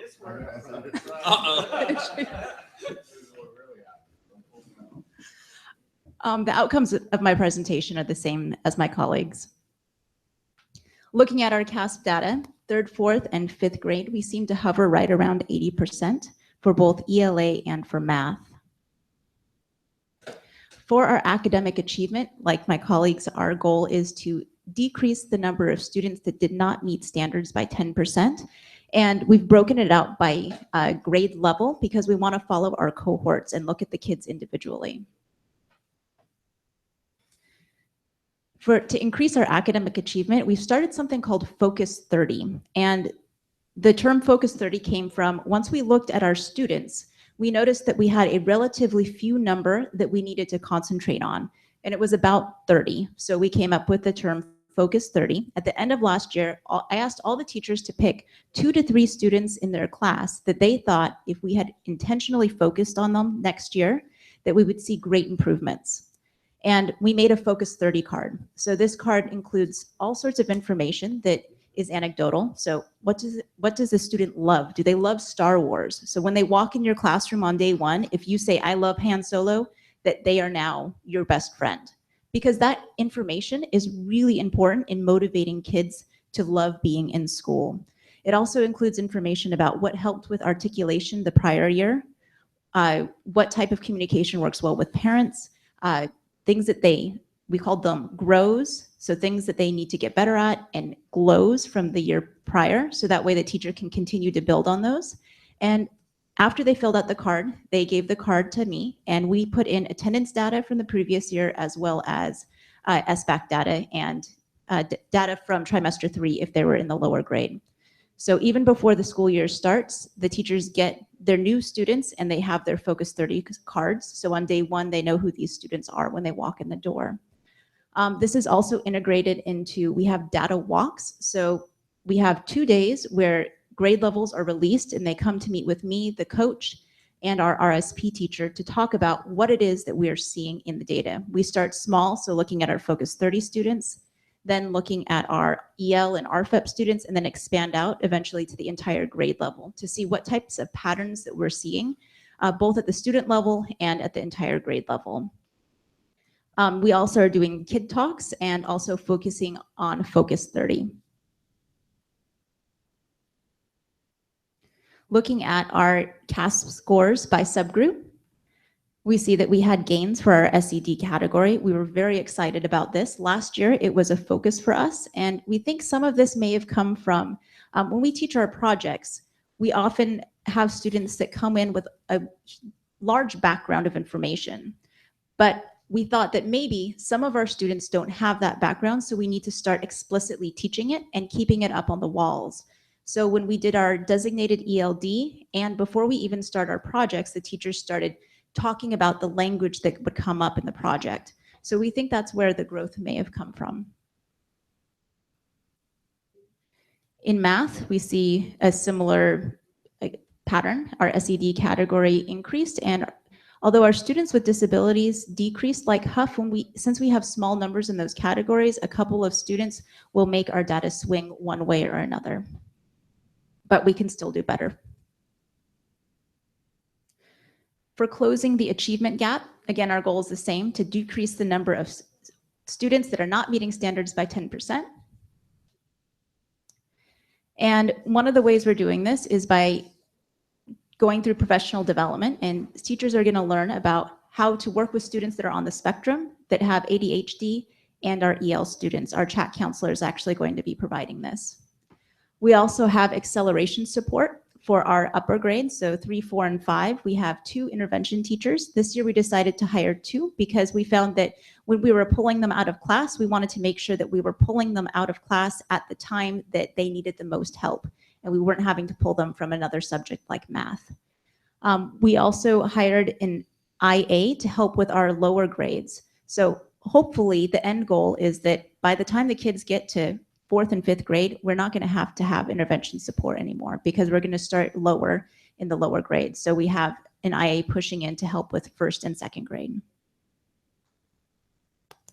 Looking at our data by ethnicity, our Hispanic and Latino saw a slight increase, while our white students saw a slight decrease and an overall increase for all of our students in ELA. In math, we saw a huge increase for our Hispanic Latino population. And overall, we stayed fairly level around 80%. For our human capital goal, we're focusing, like my other colleagues, on our professional learning communities. What's a little different is we started last year with our professional learning communities doing a 6-week cycle. So the teachers would meet, they would plan a unit of study, they would have a pre-assessment, 2 formative assessments, and a post-assessment that they would share together. And then they would discuss what they saw in the data that they collected. So through working with the teachers, they said, you know, this 6-week cycle, we've learned a lot about it, but we actually want to try a 4-week cycle, and let's try to get into each other's classrooms, because they would bring the student work and they would look at how student work would differ from class to class, and they would talk about how their strategies, their teaching strategies were different. But they said, I really want to see how they're doing it. So we crafted something that we called Open Classroom.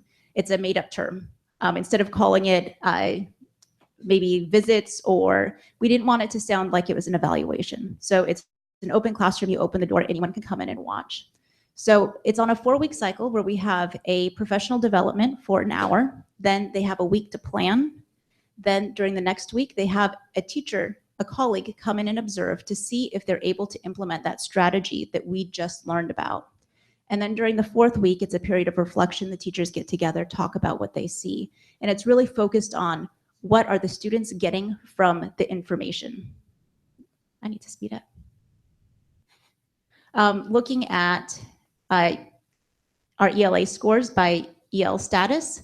Our IFEPs are doing well, and our RFEPs are almost achieving at the same level as our EOs. Looking at our math, a similar pattern. RFEPs and IFEPs are actually outperforming our English-only students. Last year, we met our attendance rate, and we want to continue to meet that attendance rate. One way that we're going to do this is I'm going to start collecting plus deltas from every meeting that we have, and we're going to continue to have our Friday fevers. So once a month, we get together as a school site, and we celebrate what's going on at the school. Thank you.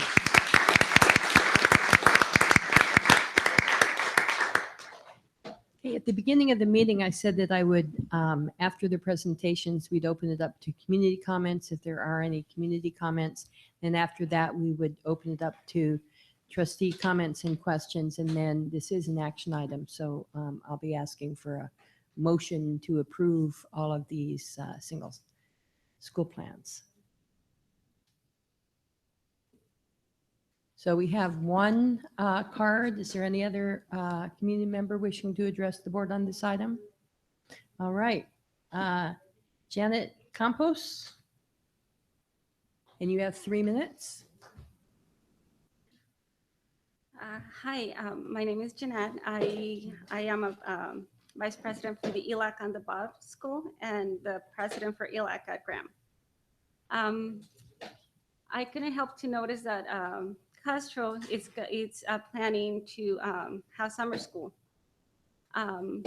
As I saw all this school sites plans, I couldn't stop noticing the level for the English learners, and I would like to know what the focus is on the summer programs that they're having in mind, and how can we have the English language arts more into it, since some students don't have the support and during the summer to be ready for the next school year. Thank you. And can I ask if Ms. Thompson or Dr. Rudolph will provide a few comments about that? So Ms. Bauer, our assistant superintendent, is going to come up and talk a little bit. So for summer programs, for our elementary programs, we had 10 classes this past summer. We did a combination of language arts and math. And we're trying to hopefully expand that, but we try to focus on both subject areas. At the middle school, we've had a little more trouble. Most of our programs in middle school do focus on math. And we have one program at our middle school for our long-term English language learners. We've had trouble enrolling students in middle school in our summer programs, but our goal is to try to add more classes this summer. Thank you. And may I suggest that this parent, if you have more questions, you can talk with Ms. Bauer, because she's an expert in this subject. Okay, I'm going to close community comments at this time and start with trustee comments and questions. And let me start with a motion. I move to approve the school plans for the school, each of the schools in the Mountain View Westman School District. Second. Jumping right in. So it's been moved by trustee Lambert, seconded by trustee Gutierrez, that the board approve the single school plans as presented. Now we'll open it up to discussion and questions. And trustee Gutierrez, we'll start on this side. Sure. So with landlords, where'd you get? Okay. The intervention program that you have for parents, have you noticed that the demographic group is basically varied, and then the age group? I would say that.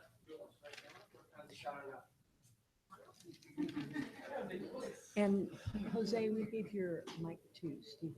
Oh, that's fine. So the question is around the around Eureka Math and the parent education night. So we did a couple ways. The first one was just kind of a general meeting. We actually did one in Spanish as well for an evening. I would say in terms of age, it varied. There were people there that were just, because last year was so new, they just wanted more information. But then there were people there that really were interested in, okay, how does this work? I'm at home trying to help my student, and I learned this a totally different way. So let's sit down and do some problems. And so it kind of varied, but we did do one evening just in Spanish to target those families as well. Thank you, sir. And I've got one more question, if you don't Yeah, mind. go ahead. And I forgot to mention that this would be 3-minute questions and comments by the trustees, and it doesn't include the answers. So it includes your talk. Okay, great. And then this question will go to Principal Thompson. Kim? Good to see you. It'll be quick. It's my last question. Okay.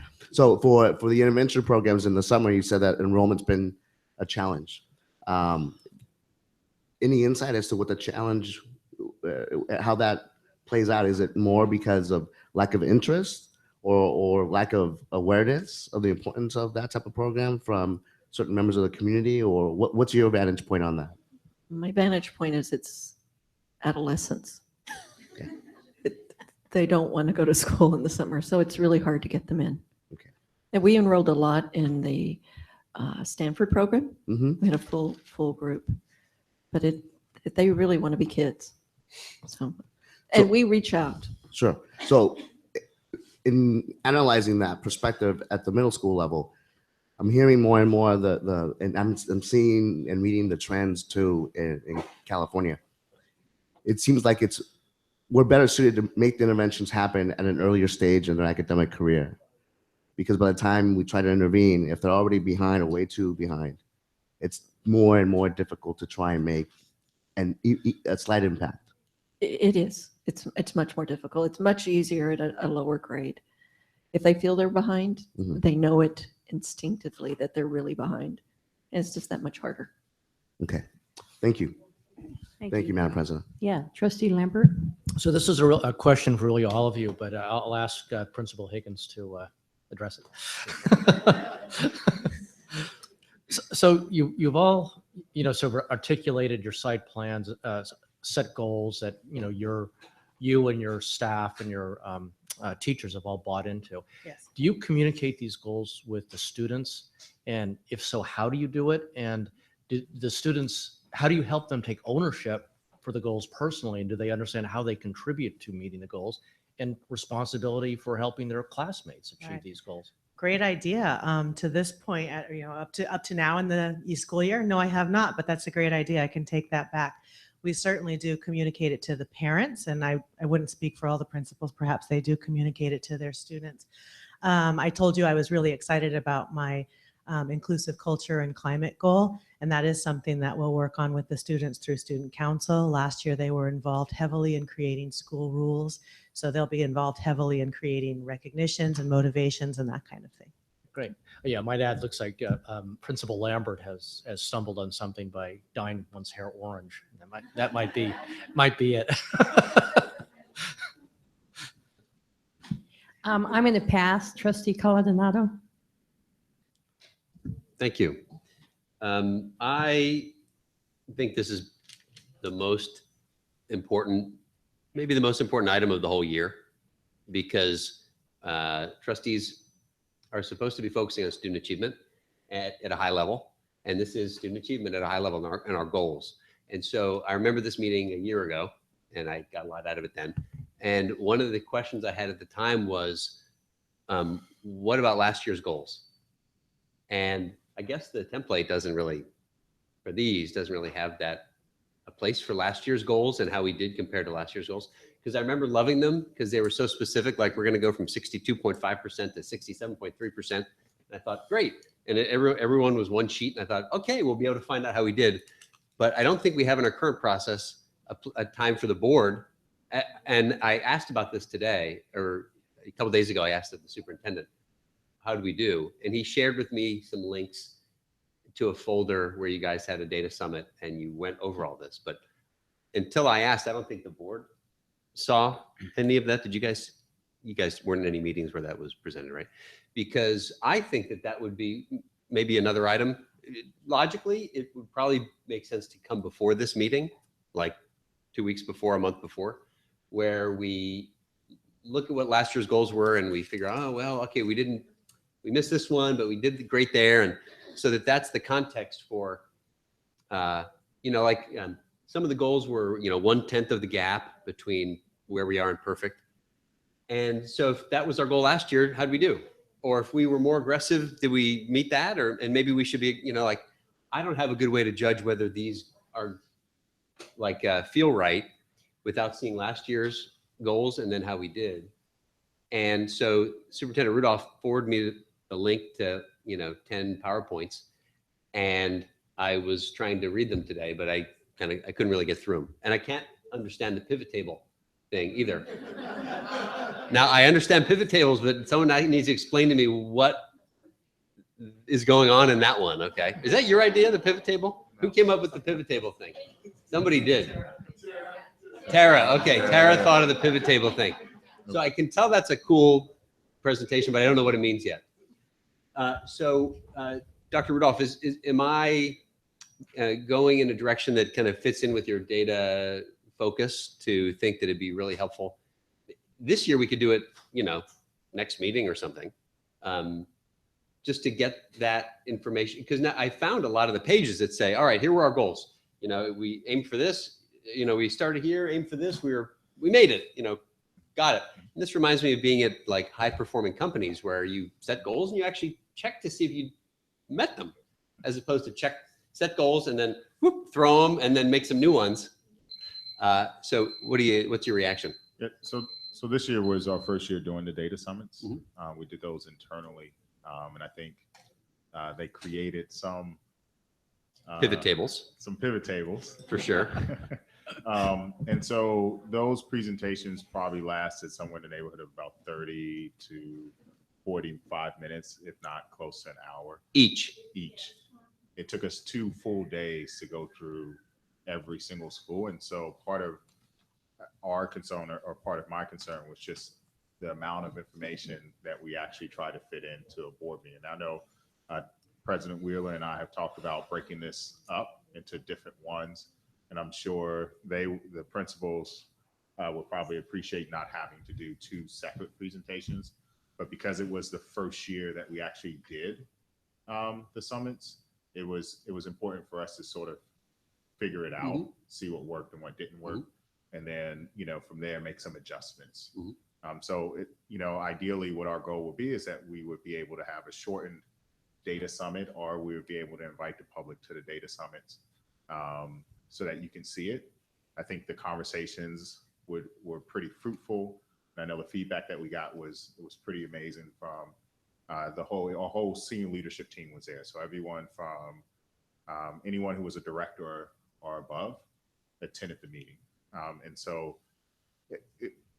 it's a work in progress. And I think, this is our second year of using data and really being a data-driven organization.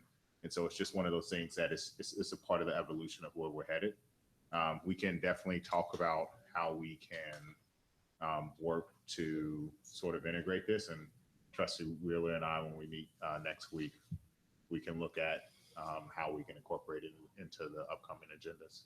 The simplest thing would be to have the one page. Every school had one page, 2015-16 goals. And it just went down with here's the goals. And, some of them were green and red and that, some used colors like that. Yeah, we can that one page in this presentation would give people reading it the context to be like, oh, okay, so that's what they shot for, and here's what they're going to do differently, instead of it's harder to anchor our plan. Yeah, and we can definitely add that. I mean, I want to say that this is last year's template for the presentation adjusted, and the site summit was a completely new presentation altogether. Yeah. But we can definitely make that adjustment so that it's included in upcoming. I think that'd be great. Okay. Thank you. Oh, and to follow up now, I still need to know who to bug at Sacramento so that they get our test scores sooner than 3 months after I got my kids' test scores mailed to me. And so if someone will tell me who to bother, I will bother someone, because it doesn't make any sense I got my kids' scores and then it took 90 more days to you guys to get them. I think the issue lies with the releasing of the test scores. I know that we sent out an unofficial document that was confidential because it was embargoed data that we sent earlier in the school year. That was unofficial? That color printed sheet from the state? No. So I got that in June. In June, I sent out a spreadsheet. Oh, that, yeah. That had unofficial data, but it's embargoed until the state releases it. So I would say probably the people, I don't know who exactly the person is, but it's somebody in CDE. Tara knows. Okay. All right, so the pivot table and the other thing, Tara is the boss of both of those. Tara's the one. She's our data guru. Okay. Thank you. Thank you. Trustee Nelson, you have questions or comments? Just real quick, one question. Do you want us to just create a quick document and just shoot it back out? You mean just collecting those 10 pages? That would be lovely. I would like it. Is that what you're asking? For the goals, yeah. Yeah, last year's review, right? Just those 2015, 16 pages. I already collected 7 of them myself. Okay. But I couldn't find the other 3 I told you about. Yeah. But yeah, so if you got those 10 and just sent it to the trustees, I mean, and it could be, I mean, it should be shared with the public, really. We can pull them out of the presentation and we'll just Make a create PDF new- or a, yeah, and then we'll send it Yeah, back I think that'd be helpful. Okay. Thank you. Trustee Nelson? I'm glad to hear we're using pivot tables and we have somebody in our analysis department that's doing that. But of course, here's how complicated it is. An MBA from Wharton couldn't figure out what you were trying to do in that I pivot didn't table. try that hard. Well, I know. But the point is, data should be easily understood by people who are used to crunching data. The other thing is politicians should be inspired by poets. And one of the things I always look at is part of the thing where it has NA and a bunch of these items has to do with it's not applicable because it isn't using special funds that are designated for poor kids. And that's Title I funds from federal funds, Title I, state funds, TSSP they call it, Targeted Students Funds, which by the way, Dr. Clark, I will still publicly disagree with you. That is local control funding formula designated money. And local funds, which are these target turnaround funds, particularly that are set up, that the board set up for Castro and Therakov. And one of the things I want to say is I noticed in a bunch of these cases that there's money that's getting spent, particularly at Castro and Therakov. So those are the ones I'm asking this question to, but also at some of the other sites that has targeted money and turnaround funding money and target student money being spent on things that on other schools are being paid for by the general fund. So for instance, on page 35 of the Therakov, and there is district PLC training that's paid for by Title I funds. Why it seems like in all the rest of the schools, it's paid by the general fund. My question is what's going on when that's happening? What I see is that's money that in other schools that don't have a lot of poor kids, the general fund just picks up the whole thing. And there are a lot of cases where it's definitely said, this is paying for after school programs for these kids. This is paying for an intervention specialist, this extra money. It's being, who is just takes and works with these kids. That's the targeted idea that the legislature wanted to have this particularly TSSP money spent for. I think that was our goal, though we never made our priorities clear on what that target money should be spent for. And I don't think it was for Castro district PD for teachers to be paid for out of the turnaround funds. Trustee Chang was very clear those millions were needed for those particular kids, not general support issues. So I'm going to be asking that question of the Therakov principal, the Castro principal, and the I'm going to answer that one for you. superintendent, because was this your instruction that it was okay to spend that money? So I want to clarify so that we're clear. The first one is that the PLC money that you're talking about, the district did pay for training for all of the schools to go through PLC. And so we brought individuals in to perform the training.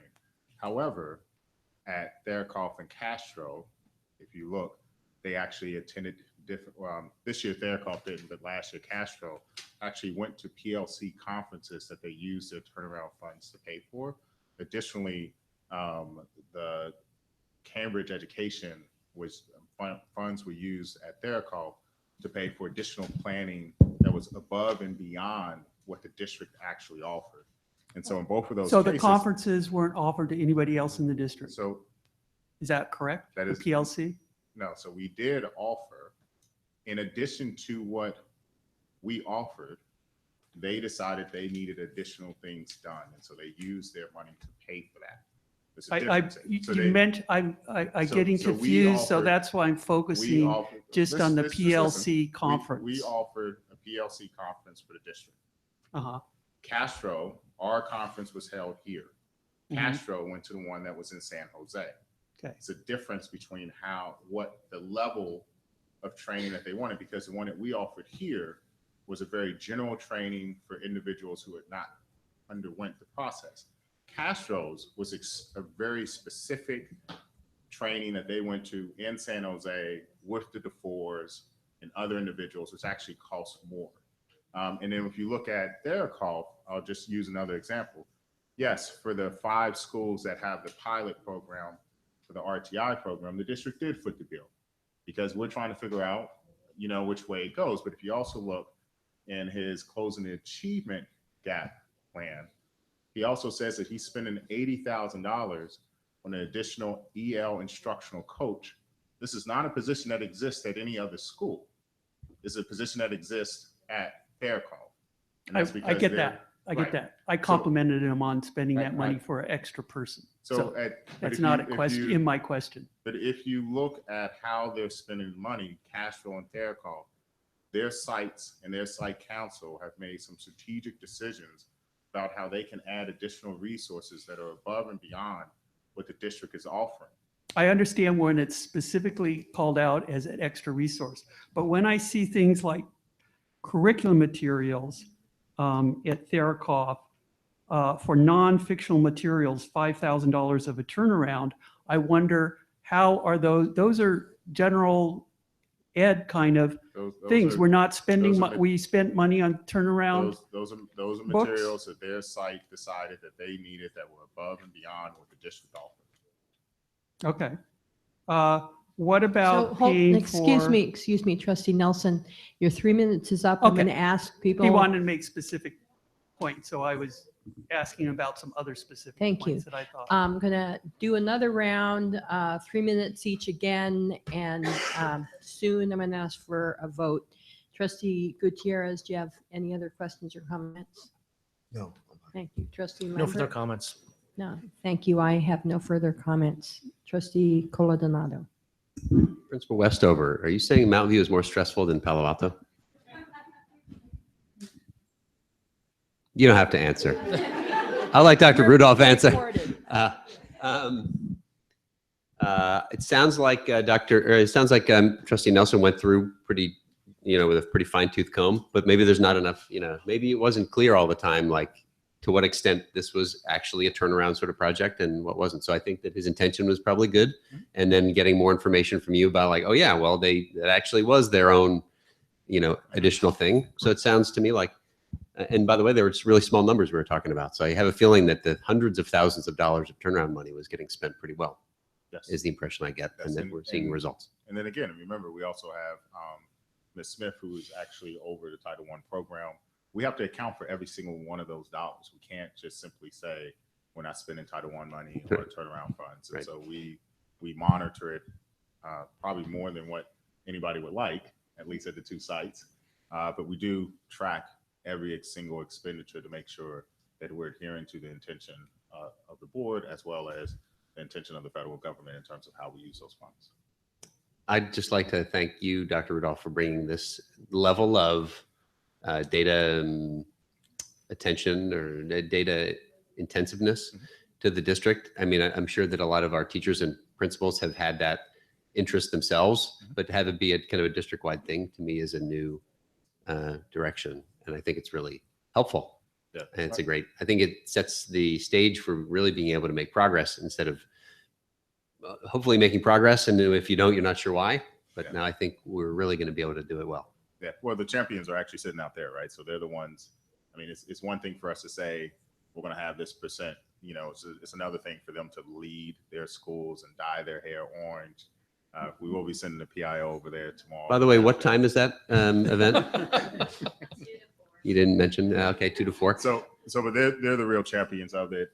Kathy and her department have really embraced it, and so you know, I'm just fortunate to work with a great group of individuals who probably always wanted to have data as part of as a driving force in the district, and have embraced it totally. So I think the credit really goes to them. All right, well, I take it back from you and I give it to all there you go. guys. I want to give a shout out to Dr. Lambert. I thought you had an excellent question. When kids, I volunteered in Stevenson's classroom this week in my second grade and fourth grade students' classrooms. When the kids feel like they're in on it and they're part of this something bigger than them, and it's like, we're all going to work together and succeed. I think that just in itself could bring a great shift. Well, that's generally how great organizations operate, when So I'm everybody's glad on you- board to a higher purpose. Including the kids. You know, we Yeah, often think of them as like input and output, but not like, you know, people that we can actually directly involve in the planning and the achieving of the goal. So thank you for that question. No, absolutely. Yeah. Thank you. Another 3 minutes, Trustee Nelson.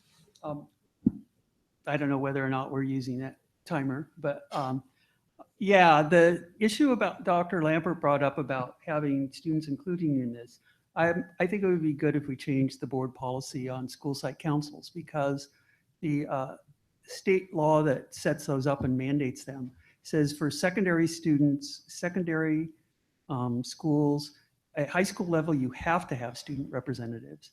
And at middle school levels, you can have student representatives. So if we want to do that, Dr. Lampert, maybe you can propose it for an agenda item, and we can get it on an agenda item, and maybe we can discuss it and even put it in a change of public policy before you get off the board. So I would encourage you to think about that. If you propose it, I'll second it.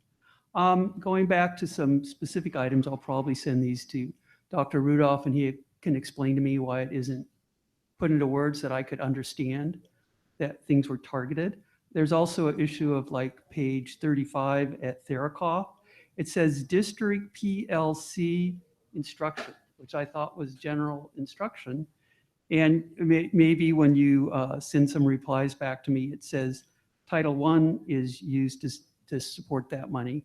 I don't remember exactly how many K that was to do it. So I wonder why, you know, you only could send 3 people to the district PLC instructions, and they spent 6 people or 10 people. Is that why they would have to come up with Title I money to send people to a district PLC These schools sent conference? different numbers. We actually, so originally. Who decides who puts in 2,000 or So doesn't orig- need to put in 2,000 more? So originally, when we wanted to do the Professional Learning Communities Conference, we actually were going to send everyone to San Jose. And then after we looked at the cost of sending 4 people from every single site, we realized that we're actually paying more than what we would do is we just brought them in. And so we actually paid for 2 presenters to come and saved a considerable amount of money. And then each school was able to determine how many people they could. So I want to say there was one school that had double digits. So Kim, how many did you have? You had 12. Mount Loma had 13. So it was opened up to all of the staff to come in over the summer, and we paid them to do it. Why would but Therakoff spend a couple $1,000s of their Title I money to support that district meeting? Huh? Take a look at page 35 and see why of the Therakoff report and see why I'm confused.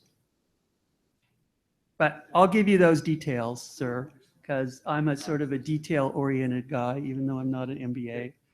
I'm definitely not an accountant, so I don't care for the cents. Yeah, in terms of PLC training, we use Title I money. Dr. Allende Rudolph, if I'm correct in the student services, the district paid for the trainers to come out, and we paid for teachers' attendance as well. Site paid for teachers' attendance. That's correct. How come none of the other schools had to pay that money for teacher attendance? No, no, go look.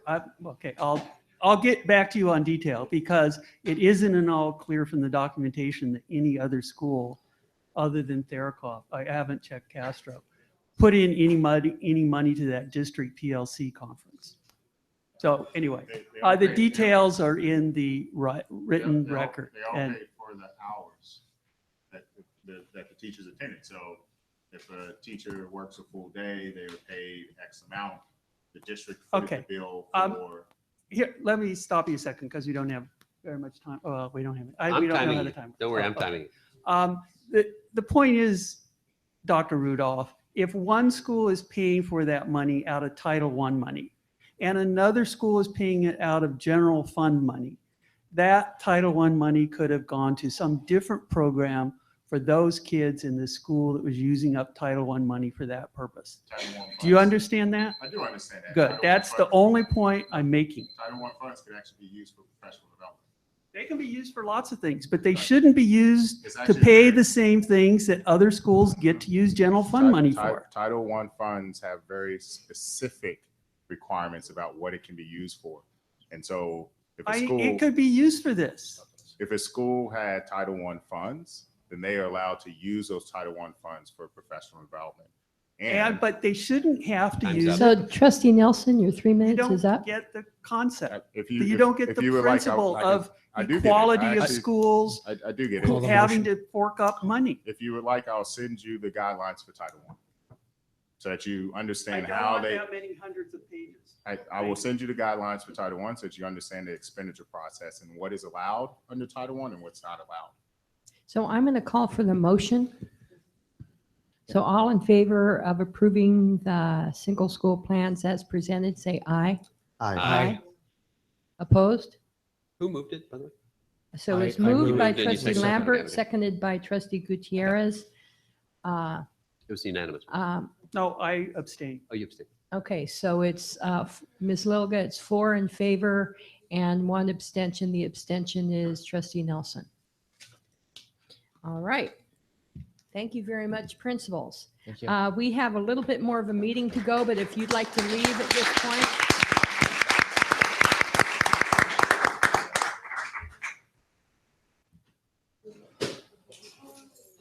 You know who that guy is? It just left. I don't know who it is. I got that big PDF on it, but it's really slow trying to slog through. Tell me about it. Yeah. Yeah, I've been slogging. It's like sitting here with the. Okay, so we're going to move on to, there is no item 6, review and discussion. So we will move on to item 7, board updates. Trustee Nelson. Nothing for this. Trustee Nothing to Maldonado. report. Would you believe? Oh my goodness. That's for later. Okay, that's scary. Would you believe that the second grade, Miss Terry's class, second grade at Stevenson today took a field trip to City Hall, and I was able to accompany second graders on a very nice tour of City Hall. How did they get there? We all drove. So I drove 4 kids that whose car seats barely fit in the back of the Prius. Yeah, we had they gave us a nice tour. And it was the first time I noticed that there's actually a 4th floor at City Hall and a 5th floor. I mean, there's stairs that go to what it would be the 4th and the 5th and the 6th. But I don't know how to get up there yet. But if I find out, I'll report back. Welcome. Up in the dome, up in the cupola. Thank you. And I submitted a report to Ms. Lilga, but I would like to comment about 2 things. And I wish Ms. Lambert was still here. I went to what was called a breakfast of champions this morning that was an annual event. It was like the 11th annual event of this after-school collaborative. And we heard a speech from Mayor Liccardo of San Jose and Superintendent Gundry of county office. But the main reason I went was because Terry Lambert was being recognized from that organization as a champion. And they did something really, really cute, which is the gift they gave everybody. You know, they had people coming up, was a Wheaties box with their photograph on it. So that was real cute. And the second thing I want to say is very soon after that, I went over, and this had been pre-planned by me. I went over to an assembly at Castro today that was being held right after the earthquake drill that all the schools did. And the main reason, two things I want to bring up is the assembly was a CSMA presentation of a Native American dancer. And the kids were enthralled and the presenter was excellent. But one thing I want to comment about is the spirit of cooperation that I saw. So it was kids coming in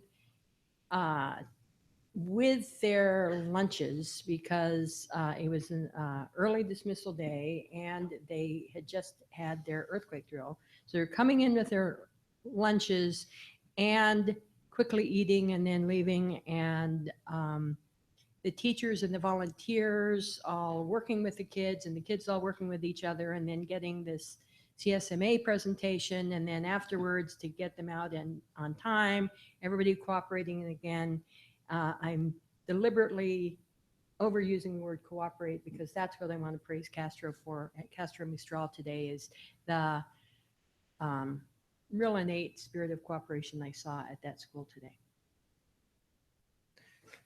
No updates?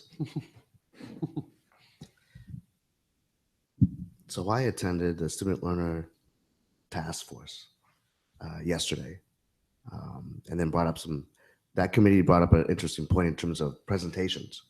I think the committee's feeling a little bit, or task force feeling a little bit frustrated. So there was a suggestion made that all presentation materials should be emailed to the members ahead of time so that everyone has a chance to be able to synthesize what the presentation is going to be about for that session, come up with questions, and then by the time the meeting starts, everyone's on the same page. And I thought that was interesting to bring up at this session here now because it's the first time I've heard of a task force being that vocal about direction. So that tells me two things. One, they're paying close attention to what's being shared with them. And two, they're taking it seriously. And they're expecting more. And I like that because that parent activism is going to help us to look at the strategic plan a little bit differently. And then our relationships with teachers and executive staff members differently. And I think that's where we're going to have more of a ability to exchange ideas and be more cohesive, but more importantly, efficient, right? With ideas, with trains of thought, and with the partnering of our teams within the districts and within the district in general. So, thank you. Thank you. All right, we'll move on to item 8, items for future agendas. Does anyone have anything for this item? Trustee Nelson? Yeah, I wanted to. Do you want to use your microphone? See if it picks up. One sentence. So The one sentence. items for future agendas. Right.